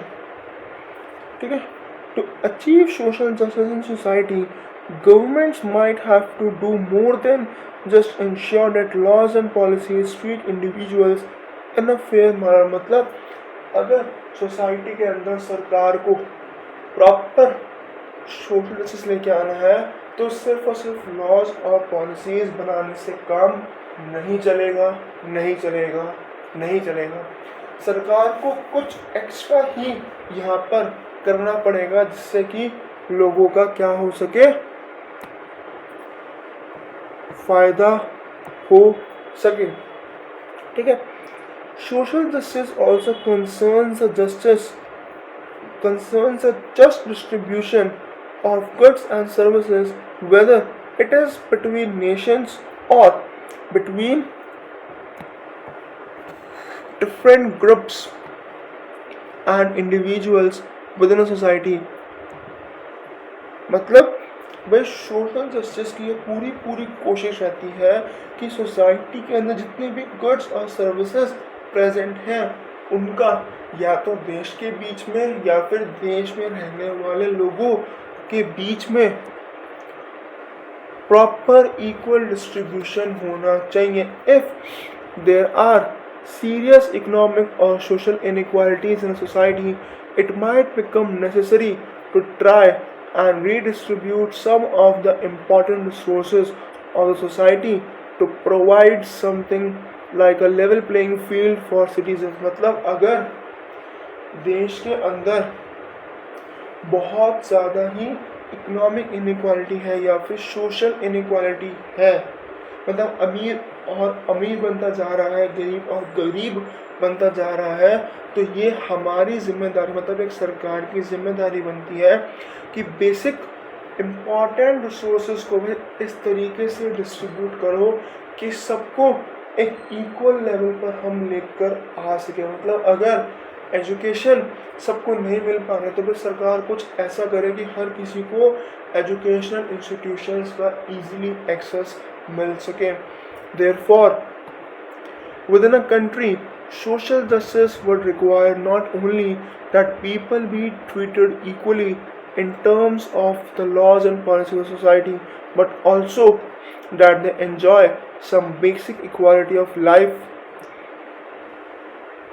and conditions of opportunities। मतलब कि भाई कंट्री के अंदर सोशल जस्टिस के नाम पर सबको इक्वल लॉज और इक्वल पॉलिसीज़ दे देना ही जस्टिस नहीं कराता। जिसको जिस तरह की चीज़ों की रिक्वायरमेंट है, बेसिक चीज़ों की रिक्वायरमेंट है, उसको वो बेसिक आइटम्स हमें देनी चाहिए। This is seen as necessary for each person to be able to pursue his or her objectives and express himself. मतलब इससे क्या होगा, तो भाई हर एक इंडिविजुअल को उसके बेसिक चीज़ें मिलेंगी तो इससे क्या है, वो अपने आप को अच्छे से एक्सप्रेस कर सकता है, अपने आप को अच्छे से डेवलप कर सकता है। एग्जाम्पल बताओ आपका, जैसे हमारी कंट्री के अंदर अनटचेबिलिटी को अबॉलिश करा गया सोशल इक्वालिटी को प्रमोट करने के लिए, और जो लोग लोअर कास्ट से बिलोंग करते, जो एसटी है, एससी वगैरह है, इनको टेम्पल्स का, जॉब्स का, बेसिक नेसेसिटीज़ जैसे वाटर, इन सब का एक्सेस मिल सके। यहाँ तक कि काफ़ी सारी स्टेट गवर्नमेंट्स ने तो यहाँ तक कोशिश करी कि भाई हम लैंड जैसे इम्पॉर्टेंट रिसोर्सेज को प्रॉपरली रीडिस्ट्रीब्यूट कर दें लैंड रिफॉर्म्स को यूज़ करके। ठीक है, अब देखो ये जो अनटचेबिलिटी का आर्टिकल है वो कौन सा है, आर्टिकल 17। याद रखना, एमसीक्यूज के नाम पर बोर्ड कुछ भी पूछ सकता है, चाहे वो स्टेट बोर्ड हो, चाहे सीबीएसई बोर्ड हो, वो MCQs के नाम पे कुछ भी अंट शंट पूछ सकता है, इसलिए be prepared for each and every question. इसीलिए ही मैं आप लोगों को लाइन बाय लाइन चैप्टर को पढ़ाता हूँ, सॉरी, मैं इसलिए आप लोगों को लाइन बाय लाइन जो है चैप्टर वो पढ़ा दूँ, ताकि आप लोगों को हर एक चीज़ आपके दिमाग में बैठ जाए। एंड आई होप आपको अभी तक यहाँ तक सब कुछ समझ आ गया होगा, ठीक है। अब लैंड बहुत इंपॉर्टेंट है। देखो, लैंड रिफॉर्म्स ये बहुत अलग टॉपिक हो गया और काफ़ी डिफरेंट टॉपिक हो गया। हो सकता है आप लोग इसको 12th में पढ़ो या इकोनॉमिक्स में आपको ये पढ़ना पड़े। अगर आप 12th में इकोनॉमिक्स है आपके पास अभी, तो आप हो सकता है 12th में जो इकोनॉमिक्स होगी आप लोगों के पास, उसमें आप इन लैंड रिफॉर्म्स के बारे में पढ़ो। लेकिन सिर्फ इतना समझ लो अभी के लिए कि भाई सरकार हर एक पॉसिबल मेजर्स लेती है जिसके थ्रू हम ये डिसाइड करते हैं कि भाई कौन कौन से रिसोर्सेज का इक्वल डिस्ट्रीब्यूशन होना चाहिए और किन किन रिसोर्सेज को हम रीडिस्ट्रीब्यूट करके लोगों का भला कर सकते हैं, ठीक है। अब नेक्स्ट हम यहाँ पे बात करते हैं, तो भाई सबके अपने अपने ओपिनियंस होते हैं, किसके लिए, कि भाई कैसे हमें रिसोर्सेज को डिस्ट्रीब्यूट करना और कैसे हम लोगों को एजुकेशन और जॉब्स का इक्वल एक्सेस दिलवा सकते हैं। लेकिन कभी कभार ये जो डिस्ट्रीब्यूशन होता है ना, ये वायलेंस तक हमें ले जाता है, क्योंकि हर कोई ये सोचता है ना कि भाई मेरा फ्यूचर या मेरी फैमिली का फ्यूचर इस चीज़ के ऊपर टिका हुआ है, तो क्यों ना थोड़ा बहुत एक्स्ट्रा आगे बढ़कर अगर थोड़ी मार पिटाई कर हमें हमारा हक मिल सकता है, क्यों ना हम उसको ले लें, ठीक है। हमें एक चीज़ ध्यान रखनी है कि एजुकेशन इंस्टीट्यूशंस के अंदर जो सीट्स रिजर्व होती हैं या फिर गवर्नमेंट अपने सेक्टर्स के अंदर एम्प्लॉयमेंट में जो रिजर्वेशन देती है, ये एट द एंड क्या करता है, वायलेंस तक लेके चला जाता है। तो एज अ पॉलिटिकल थ्योरी के स्टूडेंट्स हम लोगों को ये सोचना चाहिए कि भाई हम जस्टिस के कौन कौन से प्रिंसिपल्स को यूज़ करें जिससे कि सोसाइटी के अंदर जितने भी इश्यूज हैं उसको हम इजीली सॉल्व कर सकते हैं। क्या स्कीम्स जो सरकार इंट्रोड्यूस करे, can schemes to help the disadvantage be justified in terms of justice. क्या जस्टिस के हिसाब से जो स्कीम्स सरकार इंट्रोड्यूस कर रही है वो जस्टिफाइड है या इनजस्टिफाइड है, ठीक है। अगले सेक्शन में मतलब ये जो जॉन रॉल्स की थ्योरी ऑफ जस्टिस है, इसमें हम समझेंगे कि भाई किस तरीके से एक रैशनल जस्टिफिकेशन दिया गया कि भाई क्यों लीस्ट प्रिविलेज्ड मेंबर्स जो सोसाइटी के उनको भी सब कुछ मिलना चाहिए एज अ बेसिक गुड्स, ठीक है। अब जॉन रॉल्स की थ्योरी पे हम भैया आगे बढ़ जाते हैं। जॉन रॉल्स कौन थे? वो एक वेल नोन पॉलिटिकल फिलोसोफर थे, ठीक है। अब जॉन रॉल्स क्या कहते हैं? जॉन रॉल्स ने सिंपल सी एक थ्योरी दी थी जिसका नाम क्या था? वेल ऑफ इग्नोरेंस, मतलब अज्ञानता का पर्दा। फिलहाल के लिए बुक को भूल जाओ, 2 मिनट के सिर्फ मेरी बात सुनो, ठीक है। जॉन रॉल्स ने अपनी थ्योरी ऑफ जस्टिस में ये बोला था कि भाई हमें वेल ऑफ इग्नोरेंस का यूज करना चाहिए, मतलब लॉज बनाने के लिए, रूल्स रेगुलेशंस बनाने के लिए सोसाइटी के अंदर क्या करो, सोसाइटी के अंदर ये करो कि भाई सबको उनकी याद उसकी मिटा दो, मतलब सब ये भूल जाए कि भाई कौन किस कास्ट से, कौन किस ग्रुप से, कौन कितना अमीर है, कौन कितना गरीब है, ये सब भूल के जब हम सब लोग ये सब चीज़ें भूल कर हम लॉज बनाएंगे ना, तभी वो लॉज जो है वो जस्टिफाइड बनेगा। मतलब जॉन रॉल्स ने बोला कि भाई किसी को नहीं पता होगा कि फ्यूचर में वो किस ग्रुप में जन्म लेगा, या किस ग्रुप का जाके वो पार्ट बनेगा। हो सकता है एडवांटेज ग्रुप का बने, हो सकता है डिसएडवांटेज ग्रुप का बने। तो बिना किसी को उसके ग्रुप का पता लगाए अगर हम उससे लॉस बनवाएंगे तो वो ये सोच कर लॉस बनाएगा कि भाई कल को अगर मैं किसी पुअर कास्ट में नीची जाति में जन्म लेता हूँ या उसका पार्ट बन जाता हूँ तो एटलीस्ट मेरे पास ये बेसिक चीज़ें तो कुछ होनी ही होनी चाहिए। ठीक है, अब लाइन बाय लाइन समझते हैं जॉन रॉल्स कहना क्या चाहते थे। ठीक है, अब जॉन रॉल्स क्या कहते हैं यहाँ पर कि भाई if people are asked to chose the kind of society in which they would like to live, they are likely to choose in which the rules and organization of society allot them a privileged position. We cannot expect everyone to put aside their personal interests and think of the good of society, especially if they believe that their decision is going to have an impact on kind of life and opportunities their children will have in the future. Obviously, we often expect parents to think of and support what is best for their children, but such perspectives cannot form the basis of a theory of justice for a society. So, how do we reach a decision that would be both fair and just? John Rawls बोलते हैं कि भाई अगर हम हर एक individual से पूछें कि भाई आपको कैसी सोसाइटी चाहिए तो हर कोई ऐसी सोसाइटी बोलेगा जिसमें कि उसका फ़ायदा हो, उसका बेनिफिट मिल सके। ठीक है, सोसाइटी उसका ही भला करे, क्योंकि एट द एंड हर किसी को पता है भाई जो मैं डिसीजंस लूँगा उससे मेरे और मेरी आने वाली जनरेशन के ऊपर डेफिनेटली इम्पैक्ट पड़ेगा।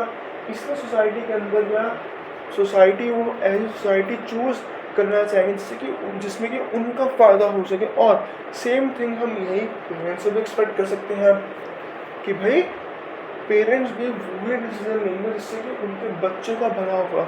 एग्जाम्पल के तौर पर आपके जो पेरेंट्स हैं वो भी हमेशा यही सोचते हैं कि भाई मेरे बच्चे का किसी तरह का नुकसान नहीं होना चाहिए। ठीक है, तो जॉन रॉल्स ये कहते हैं कि भाई हर कोई अपने ही इंटरेस्ट के बारे में सोचता है, कोई पूरी सोसाइटी के इंटरेस्ट के बारे में सोचे ये बहुत ज़्यादा मुश्किल है। और जब हर कोई अपने ही इंटरेस्ट के बारे में सोच रहा है तो ऐसी सोसाइटी के अंदर हम प्रॉपरली जस्टिस को इम्प्लीमेंट नहीं कर सकते। तो भाई अब हम क्या करें जिससे कि जो जस्टिस है हमारा वो प्रॉपरली इम्प्लीमेंट हो सके, कौन से पॉलिसीज़ को यूज़ करें जो हर जिनका आउटकम प्रॉपर फेयर हो और जस्टिफाइड हो। तो ठीक है, अब जॉन रॉल्स ने इस क्वेश्चन के इस वाले क्वेश्चन का जॉन रॉल्स ने आंसर करने की कोशिश करी। ठीक है, he argues that the only way we can arrive at a fair and just rule is if we imagine ourselves to be in a situation in which we have to make decisions about how society should be organized, although we do not know which position we would ourselves occupy in our society. That is, we do not know what kind of family we were born in, whether upper caste, lower caste, rich, poor, privileged, disadvantaged. Rawls argues that if we do not know in this sense who will be and what options would be available to us in the future society, we will likely to support a decision about the rules and organization of future society which would be fair for all the members। मतलब John Rawls सोचा कि भाई इस question का मतलब भाई हम कैसी पॉलिसीज बनाएं जो कम्प्लीटली फेयर और जस्ट हो। इसके लिए हमारे पास एक ही तरीका है कि भाई हम एक ऐसी सिचुएशन को इमेजिन करें, ऐसी एक दुनिया के बारे में सोचें जहाँ पर किसी को कुछ नहीं पता कि वो सोसाइटी के कौन से हिस्से का पार्ट बनेगा, अमीर का, गरीब का, एडवांटेज का, डिसएडवांटेज का। प्रिविलेज का या फिर अंडर प्रिविलेज का, अपर कास्ट का, लोअर कास्ट का, किसी को कुछ नहीं पता। ऐसी सिचुएशन में लोगों से अब यहाँ पर लॉज हम बनवाएंगे, ठीक है। लॉज ने बोला कि भाई जब ऐसे कंडीशन के अंदर जिसमें किसी को कुछ नहीं पता कि वो किस सोसाइटी का पार्ट बनेंगे, उस केस में जितने भी लॉज होंगे क्या होंगे, वो होंगे हर एक मेंबर के लिए कंप्लीटली फेयर, ठीक है। अब रॉल्स ने अपनी इस थिंकिंग को क्या नाम दिया, वेल ऑफ इग्नोरेंस। देखो ये जो मैंने आप लोगों को यहाँ बताया, वेल ऑफ इग्नोरेंस, ठीक है। उन्होंने ही aspects that in such a situation of complete ignorance about our possible position and status in society, each person would decide in the way they generally do, that is in terms of their interest. But since no one knows what he would be and what is going to benefit him, each will envisage the future society from the point of view of the worse off. It will be clear to a person who can reason and think for himself that those who are born privileged will enjoy certain special opportunities, but what if they have the misfortune of being born in a disadvantaged section of society where few opportunities would be available to them? Hence, it would make sense for each person acting in their own interest to try to think of rules or organization that will ensure reasonable opportunities to the weaker sections. The attempt will be to see that important resources like education, health, shelter are available to all the persons, even if they're not part of the upper class. Sorry. Rawls ने अपनी इस imaginary situation का नाम दिया well of ignorance. उन्होंने बोला कि भाई ऐसे जहाँ पर किसी को कुछ नहीं पता, ऐसी ही कंडीशन के अंदर हम बढ़िया लॉस को बना सकते हैं, ठीक है। क्योंकि ऐसी सोसाइटी जहाँ पर सबको अपने बारे में पता है, वहाँ पर हम बोलेंगे भाई तुम लॉस बनाओ, तो जनरली वो अपने ही इंटरेस्ट के अकॉर्डिंग जो है लॉस को बनाएंगे। लेकिन अब किसी को जब कुछ नहीं पता कि कौन किस पोजीशन पर है, किसको क्या मिलने वाला है, तो वो यही सोच के लॉस बनाएंगे कि भाई मैं ऐसे लॉस बनाऊंगा कि अगर कल को मैं किसी लोअर कास्ट में या अंडर प्रिविलेज ग्रुप में पैदा हुआ या होती हूँ या होता हूँ या उसका पार्ट बनता हूँ, तो मेरे पास एटलीस्ट कुछ बेसिक राइट्स होने ही होने चाहिए, ठीक है। अब यहाँ पर जो लोग हैं वो वर्स और बेकार से बेकार कंडीशन को अपने दिमाग में रख के लॉज बनाना डिसाइड करेंगे, जिससे कि क्या होगा कि अगर कल को वो वीकर सेक्शंस में भी जाते हैं तो उनको एजुकेशन, हेल्थ, शेल्टर जैसी चीज़ों सबको अवेलेबल, मतलब उनको अवेलेबल होगी, भले ही वो अपर क्लास का पार्ट में, जो अपर क्लास में है उसका तो फ़ायदा उसको तो सब कुछ होगा, खाने के लिए खाना, रहने के लिए घर, पीने के लिए पानी, घूमने के लिए पैसा, सब होगा। लेकिन अगर सोचो तुम किसी बेकार ग्रुप में, किसी तुम पुअर ग्रुप में पैदा हो गए और तुम्हारे पास प्रॉपर लॉस ना होने की वजह तुम्हारे पास कुछ भी नहीं है, तो तुम अपने आप को ही कोसोगे कि भाई काश मैंने उस टाइम पर ढंग के लॉस बनाए होते। इसलिए जॉन रॉल्स कहते हैं कि ऐसी सिचुएशन रखो जहाँ पे जिसके बारे में किसी को कुछ नहीं पता, लेकिन एक कंडीशन दे दो कि भाई तुम किसी भी ग्रुप का पार्ट बन सकते हो, अच्छे ग्रुप का भी, बुरे ग्रुप का भी, मतलब वीक ग्रुप का। तो हर कोई बंदा ये सोच के लॉस बनाएगा तरीके से यहाँ पर कि भाई मैं कल को बुरे ग्रुप में जा रहा हूँ ना, तो तब भी मेरे पास कुछ बेसिक चीज़ें होनी चाहिए जिससे कि मैं अपनी ज़िंदगी ईजिली सस्टेन कर सकूँ। मतलब अब जो लोग हैं वो यहाँ पर लॉज बनाएंगे बेकार से बेकार कंडीशन को दिमाग में रख के, ठीक है। अब जॉन रॉस ने एक बात और बोल दी, क्या कि भाई इजी नहीं है हर किसी के आइडेंटिटीज़ को इरेज करना और लोगों को वेल ऑफ इग्नोरेंस, मतलब अज्ञानता के पर्दे के अंदर लेके आना, मतलब किसी इतना आसान नहीं है, इम्पॉसिबल है बिल्कुल कि भाई हम किसी की मेमोरी हटा दें, किसी को बिल्कुल ही मजबूर कर दें कि तुम अपनी आइडेंटिटी भूल जाओ। और उतना ही मुश्किल ये भी होगा कि भाई हम ये बोल दें लोगों को कि भाई तुम अपने रिसोर्सेज को सेक्रीफाइस करके उन लोगों को रिसोर्सेज दे दो, उन लोगों की मदद करो जिनके पास कुछ भी नहीं है। It also difficult most of the people to be self sacrificing and share their good fortune with strangers. मतलब जॉन रॉस ने बोला कि जितना मुश्किल एक इंसान के दिमाग में से उसकी आइडेंटिटी को हटाना है ना, उतना ही मुश्किल किसी गुड फॉर्च्यून एडवांटेज्ड पीपल के लिए होगा कि वो अपने रिसोर्सेज को डिसएडवांटेज पर्सन के साथ शेयर करें। इसलिए जो लोग सेल्फ सेक्रीफाइस करते हैं उनको हम क्या बोलते हैं? उनको हम बोलते हैं एक तरह का हीरो। तो जॉन रॉल्स यहाँ पर ये बोलते हैं कि भाई ऐसी ह्यूमन फीलिंग्स है, ऐसी लिमिटेशंस ना आए, मतलब हमें ऐसी अपने रिसोर्सेज को किसी से शेयर ना करना पड़े, ऐसे एक्स्ट्रा ऑर्डिनरी एक्शंस की हमें रिक्वायर ना हो। तो सबसे अच्छी बात यही है कि भाई प्रॉपरली लॉस को बना लो। क्या लिखा है यहाँ पे? Given these human feelings and limitations it is better for us to think of a framework that does not require extraordinary action. मतलब ऐसे लॉस को बना लो भैया जिस लॉस के अंदर किसी भी तरह से हमें अपने रिसोर्स को शेयर ना करना पड़े और हर एक इंडिविजुअल का भला हो जाए। अब ये the merit of the well of ignorance position is that it aspects people to just be their usual rational selves. They are expected to think for themselves and choose what they regard to be in their interest.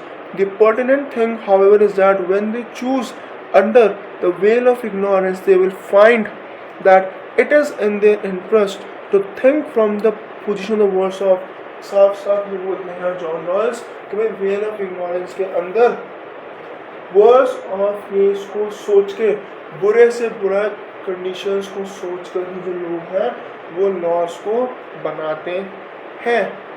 इससे क्या होगा कि कल को भले ही जिस बंदे जो लॉ बना रहा है भले ही लोअर कास्ट में पैदा ना हो, लेकिन कोई तो लोअर कास्ट के अंदर आएगा तो उस बंदे का एटलीस्ट फायदा हो जाएगा। ठीक है, नेक्स्ट थिंग क्या आती है यहाँ पर? Wearing the imagined veil of ignorance is the first step in arriving at a system of fair laws and policy। मतलब veil of ignorance के थ्रू अगर हम laws और rules को बना रहे हैं तो वो हमारा क्या है? वो है हमारा फर्स्ट स्टेप। ठीक है, okay. It will be evident that rational persons will not see things from the perspective of the worse off. They will also try to ensure that the policies they from benefit the society as a whole। अब जो person rational होगा, जो बिल्कुल अपने दिमाग का use करता होगा, वो ये सोचेगा कि भाई मैं सिर्फ और सिर्फ लॉज अगर बना रहा हूँ तो अपने बेनिफिट के लिए ना बनाऊँ, मैं ऐसे लॉज बनाऊँ जिससे कि सबका फ़ायदा हो सके। ठीक है, both things have to go hand in hand. Since no one knows what position they will occupy in the future society, each will seek rules that protect them in case they happen to be born among the worse off. But it would make sense if they also try to ensure that their chosen policy does not also make those who are better off weaker, because it also possible that they could be born into a privileged position in the future society. Therefore, it would be in the interest of all the people of all that society as a whole should benefit from the rules and policies that are decided not just any particular section. Such fairness would be the outcome of rational action, not benevolence or generosity। देखो simple सा मतलब यहाँ पर यह आता है कि भाई जॉन रॉल्स ये कहते हैं कि हम ऐसी देखो मेजरली जो लोग हैं वो ऐसी पॉलिसी बनाएंगे ये सोच के भाई अगर कल को मैं वर्स ऑफ केस में मतलब लोअर कास्ट में पैदा होता हूँ तो मुझे बेसिक चीज़ें मिलनी चाहिए, लेकिन जॉन और सीवी कहते हैं भाई ऐसी पॉलिसीज़ यहाँ पर लोगों को बनानी चाहिए कि जिससे कि एडवांटेज सेक्शन का जो प्रिविलेज्ड ग्रुप है उनका भी किसी तरीके से कोई नुकसान ना हो। क्यों? क्योंकि ज़रूरी नहीं है कि जो लॉ बना रहा हो उनमें से हर कोई लोअर कास्ट है, कुछ प्रिविलेज्ड सेक्शन में जा सकते। तो इस तरीके से लॉ बनाओ कि एक पर्टिकुलर ग्रुप का ना तो नुकसान हो और ना ही एक पर्टिकुलर ग्रुप का फ़ायदा हो।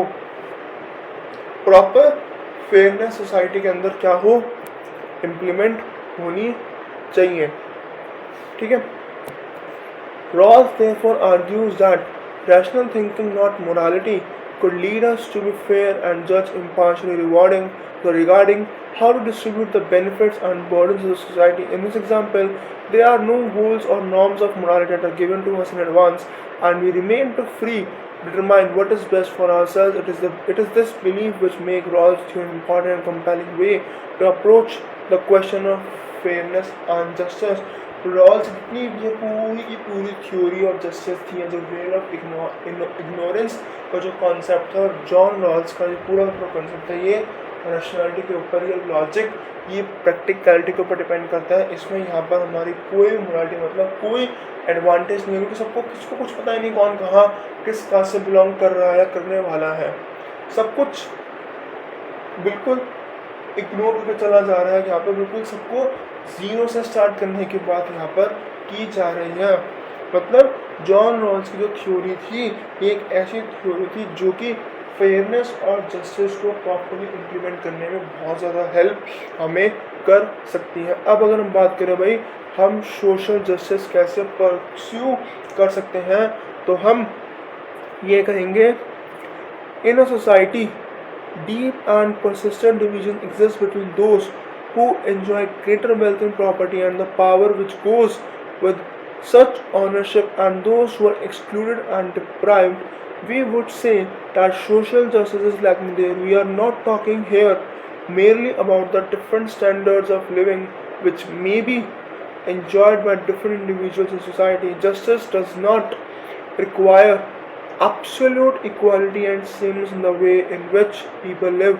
मतलब अगर एक सोसाइटी के अंदर बहुत ज़्यादा ही डिवीज़न एग्जिस्ट है, मतलब कि भाई एक ग्रुप के पास तो खाने के लिए सब कुछ है, जो चाहे वो खा सकता है, जितना चाहे वो खाना उतना वेस्ट कर रहा है, लेकिन एक तरफ एक जो ग्रुप है उसके पास एक टाइम तक का पीने का पानी नहीं है, एक टाइम तक का खाने के लिए खाना नहीं है, तो उस सोसाइटी को हम जस्ट वाली सोसाइटी नहीं कहेंगे। हम कहेंगे कि वहाँ पर जो सोशल जस्टिस है वो क्या कर रहा है, वो लैक कर रहा है। ठीक है। हम ये बात नहीं कर रहे हैं कि भाई सबको इक्वल स्टैंडर्ड ऑफ लिविंग मिलना चाहिए। मतलब हम ये नहीं कह रहे हैं कि किस तरह का स्टैंडर्ड ऑफ लिविंग एक इंडिविजुअल सोसाइटी के अंदर एंजॉय कर रहा है, जिसका मतलब ये नहीं होता। जस्टिस ये भी नहीं कहता कि भाई सबको इक्वली ट्रीट करो। भाई अगर उसके पास खूब पैसा है तो दूसरे को भी खूब पैसा दो, नहीं, ऐसा नहीं होता है। ठीक है। लेकिन but a society would be considered unjust if the differences between rich and poor are so great that they seem to be living in a different worlds altogether, and if the relatively deprived have no chance at all to improve their condition, however hard they may work. In other words, a just society should provide people with the basic minimum conditions to enable them to live healthy and secure lives and develop their talents, as well as equal opportunities to pursue their chosen goals in society. ये जो पूरा का पूरा paragraph है, simple सा बात ये बोल रहा है कि अगर सोसाइटी के अंदर दो तरह के ग्रुप्स हैं, जिन दो तरह के ग्रुप्स में बहुत लार्ज गैप है, एक बहुत अमीर है, एक बहुत गरीब है, तो उस केस के अंदर सोसाइटी के अंदर जस्टिस है वो इम्प्लीमेंट, सोशल जस्टिस जो है कहीं ना कहीं सोसाइटी के अंदर एग्जिस्ट नहीं कर रहा है। हम ये नहीं कह रहे, हम क्वेश्चन नहीं कर रहे कि भाई कौन सा इंडिविजुअल किस तरह का स्टैंडर्ड ऑफ लिविंग जी रहा है, लेकिन हम ये कह रहे हैं कि अगर दोनों ग्रुप्स के बीच में बहुत ज़्यादा गैप है। हम कितनी ही कोशिश कर लें कि ये गैप हम ख़त्म नहीं कर सकते हैं, तो उस सोसाइटी के अंदर जस्टिस जो है वो कभी भी नहीं आ सकता है, कोई चांस वहाँ पर नहीं है। जस्टिस कभी भी ये नहीं कहता कि भाई जितना जो चीज़ एक बंदे के पास है उतनी ही सेम चीज़ दूसरे बंदे को भी दो। मतलब जस्टिस कभी भी सेमनेस की बात नहीं करता।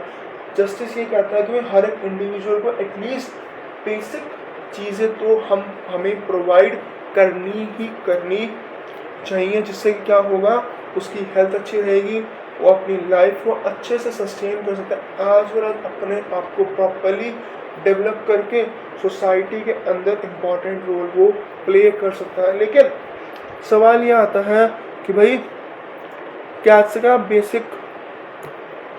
सवाल ये आता है कि भाई क्या क्या बेसिक कंडीशंस हैं जो कि एक इंडिविजुअल को अपनी ज़िंदगी में चाहिए होती है।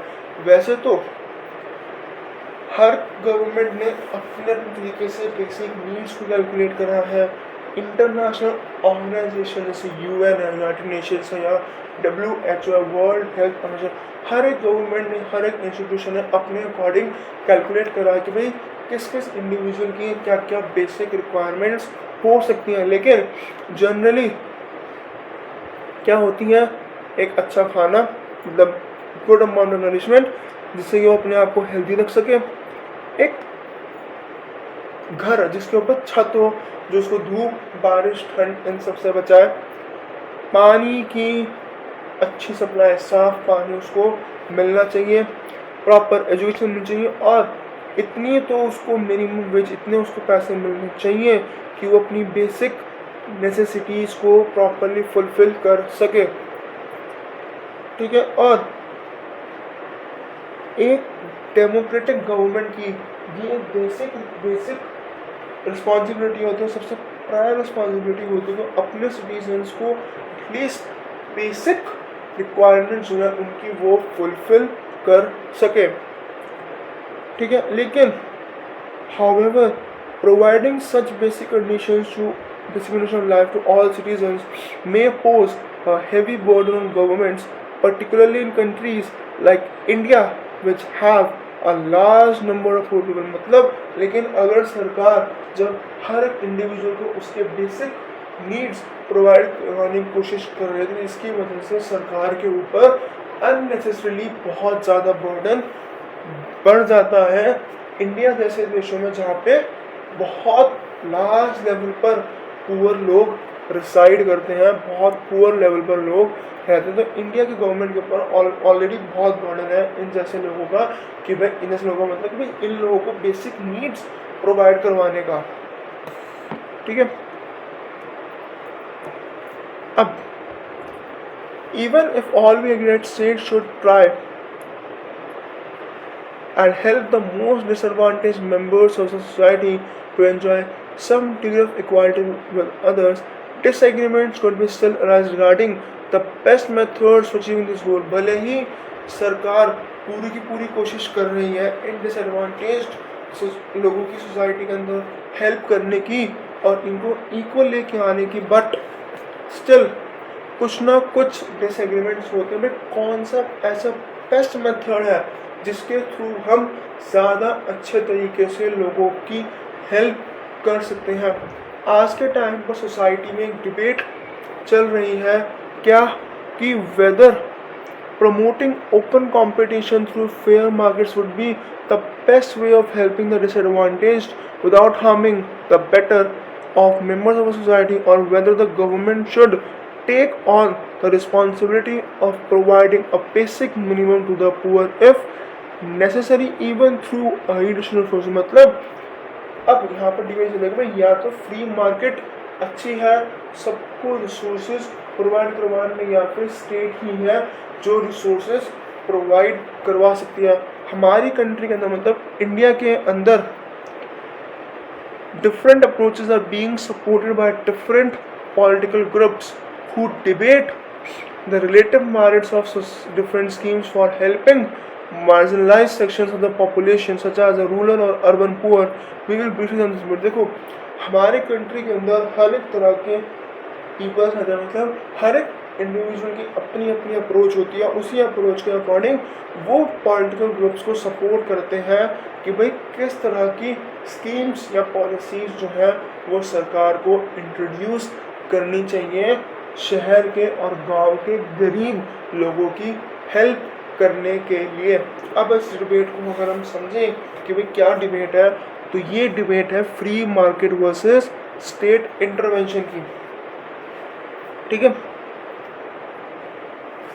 supporters of free markets maintain that as far as possible individuals should be free to own property and to enter into contracts and agreements with others regarding prices and wages and profits। मतलब free market में supporters ये कहते हैं अगर हर एक individual के पास अपनी property है, अपनी चीज़ें हैं, तो उसको अपनी ही चीज़ों के हिसाब से लोगों से प्रॉपर डील करनी चाहिए। जब तक वो और लोगों से डील नहीं करेगा तब तक उसको कुछ भी रिसोर्सेज नहीं मिलेगा। मतलब कि भाई अपने ही प्रॉपर्टी, अपने ही रिसोर्सेज के दम पर उसको औरों से डील करनी चाहिए, कॉन्ट्रैक्ट करने चाहिए, तब जाके उसको अच्छा प्राइस, अच्छे प्रॉफिट्स कमाने का मौका मिलेगा, उसको प्रॉपर वेजेस भी उसकी मिलेगी। ठीक है, there should be free to compete with each other to gain the greatest amount of benefit. हर कोई फ्री है, वो किसी से भी कम्पीट कर सकता है ज़्यादा से ज़्यादा पैसे कमाने के लिए और ज़्यादा से ज़्यादा प्रॉफिट कमाने के लिए भी। ठीक है, ये तो हुआ फ्री मार्केट। फ्री मार्केट का सिंपल रिस्ट्रिक्शन ये होता है कि भाई तुम्हारे ऊपर कोई रिस्ट्रिक्शन नहीं है, तुम्हें जैसे चाहे वैसे डील करने की आज़ादी है सामने वाले से।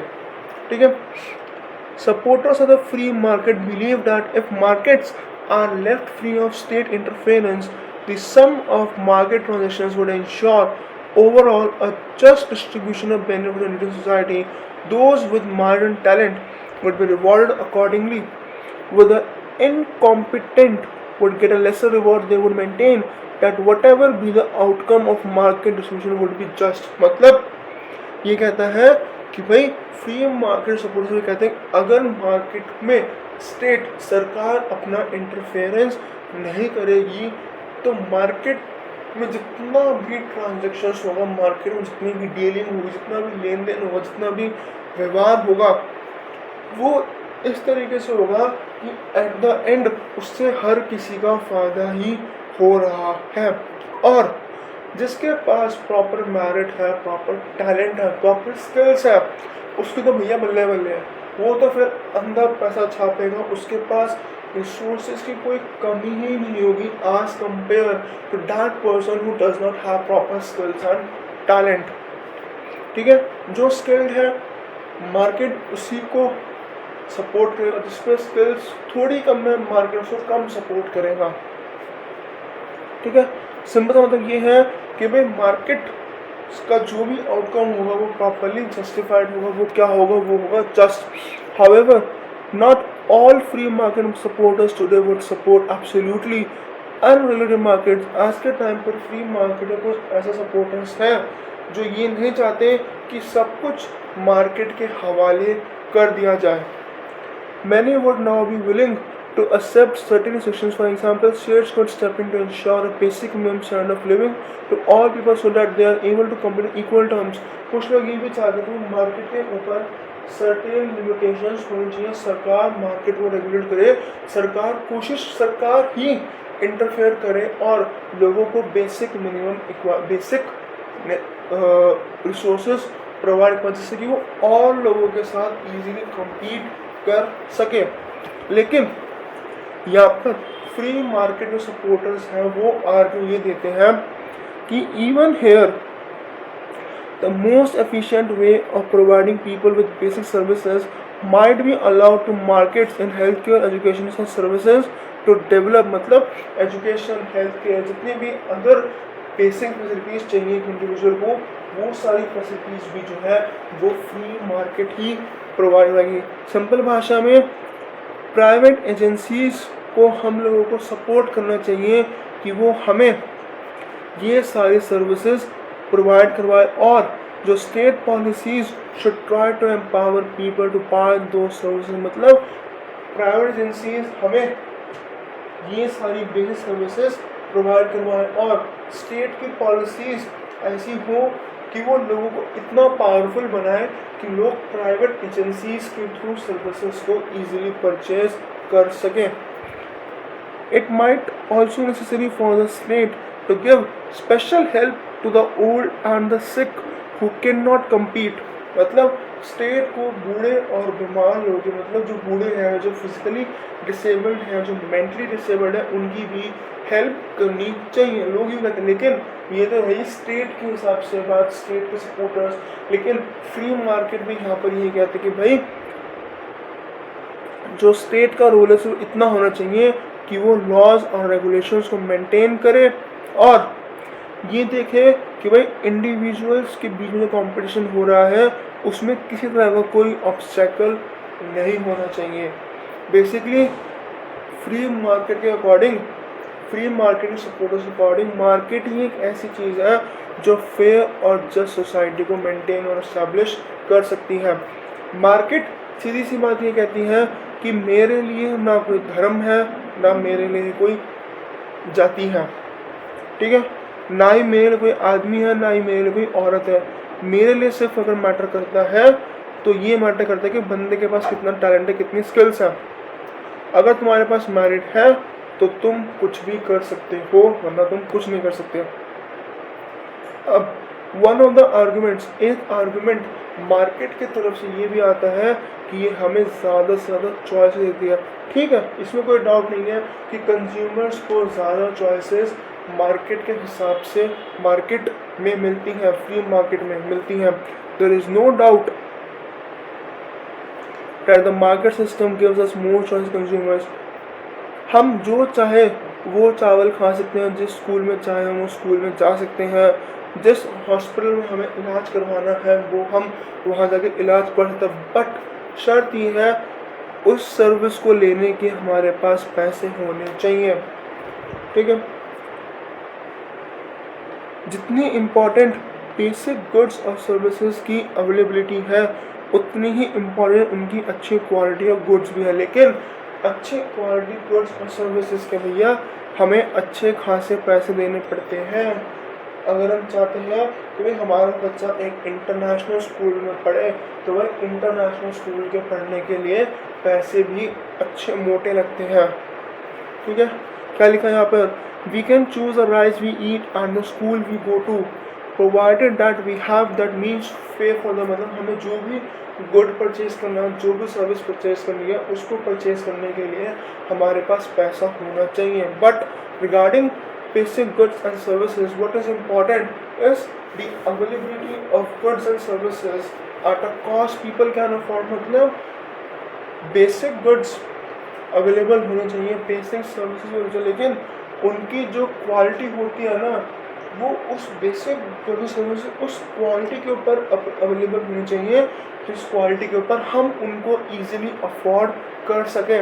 If private agencies do not find this profitable for them, they may prefer not to enter that particular market or to provide cheap and substantial service. That is why there may be few private schools in remote rural areas and the few which have been set up may be of low quality. The same would be true of healthcare or housing. In such situations the government might have stepped in. मतलब अगर private agencies को लगता है कि भाई ये चीज़ हमारे लिए प्रॉफिटेबल नहीं है तो मजाल है कि प्राइवेट एजेंसीज या प्राइवेट सेक्टर उस मार्केट के अंदर एंटर करके डेवलपमेंट करने की कोशिश करेगी या फिर गुड्स और सर्विसेज को प्रोवाइड करवाने की कोशिश करेगी.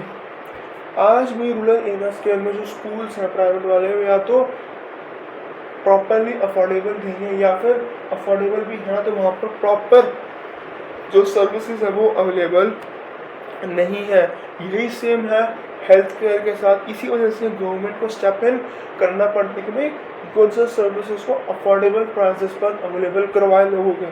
ठीक है, दूसरा एक और आर्ग्यूमेंट है, क्या है, फ्री मार्केट की तरफ से ये आर्ग्यूमेंट आता है that private enterprises is that the quality of services they provide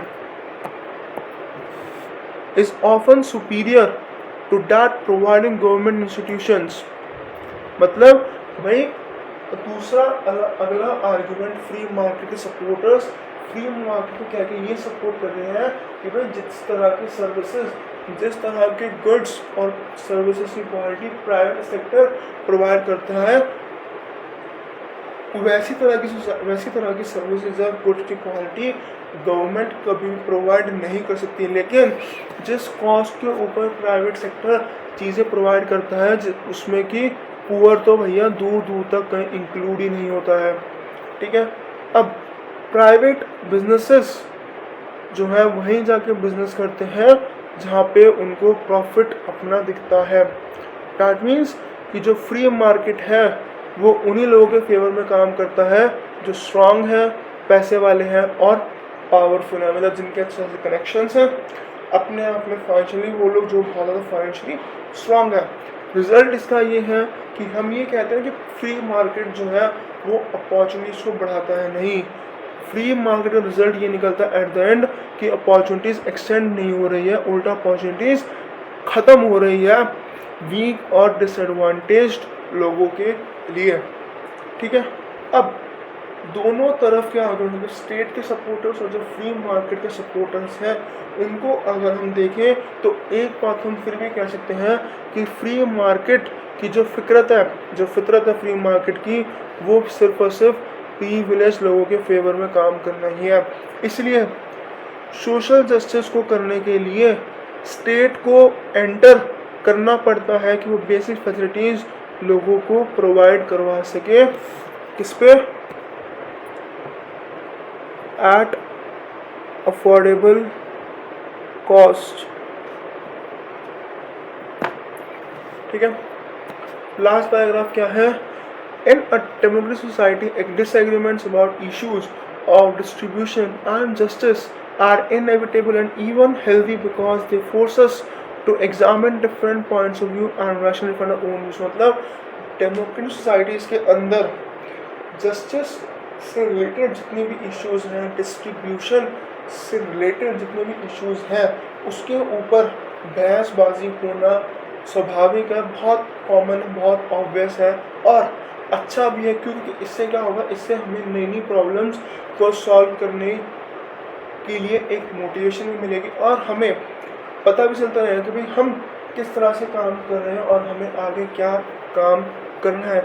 जितनी ज़्यादा बहस होगी उतने ही ज़्यादा हम अच्छे व्यूज़ देके हर अपने व्यूज़ को प्रोटेक्ट कर सकते हैं, अपनी पॉलिसीज़ को हम यहाँ पर प्रोटेक्ट कर सकते हैं। Policies is about the negotiation of such disagreements through debate. मतलब पॉलिटिक्स का मतलब ये है जिस चीज़ के ऊपर डिसएग्रीमेंट है उसके ऊपर बहसबाजी करो, नेगोशिएट करके उस प्रॉब्लम को सॉल्व करो और आगे बढ़ते चलो। हमारे कंट्री के अंदर भी काफ़ी सारी सोशल और इकोनॉमिक इनक्वालिटीज़ को आज तक एड्रेस करा गया है और लेकिन और भी ज़्यादा एड्रेस करने की रिक्वायरमेंट है। ठीक है, बहुत सारी सोशल इकोनॉमिक इनक्वालिटीज़ को इंडिया के अंदर ऑलरेडी एड्रेस किया जा चुका है, लेकिन स्टिल और ज़्यादा इनक्वालिटीज़ को एड्रेस करने की रिक्वायरमेंट है, तभी जाके इंडिया के अंदर प्रॉपरली जो जस्टिस है वो क्या हो पाएगा, प्रिवेल हो पाएगा। ठीक है, लास्ट लाइन क्या है, studying the different principles of justice should help us to discuss the issues involved and come to an agreement regarding the best way of pursuing justice।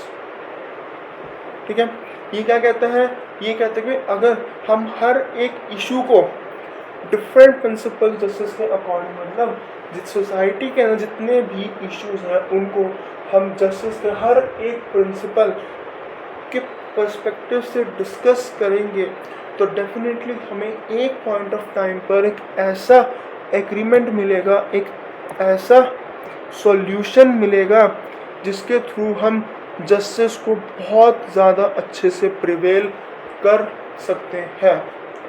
इसी के साथ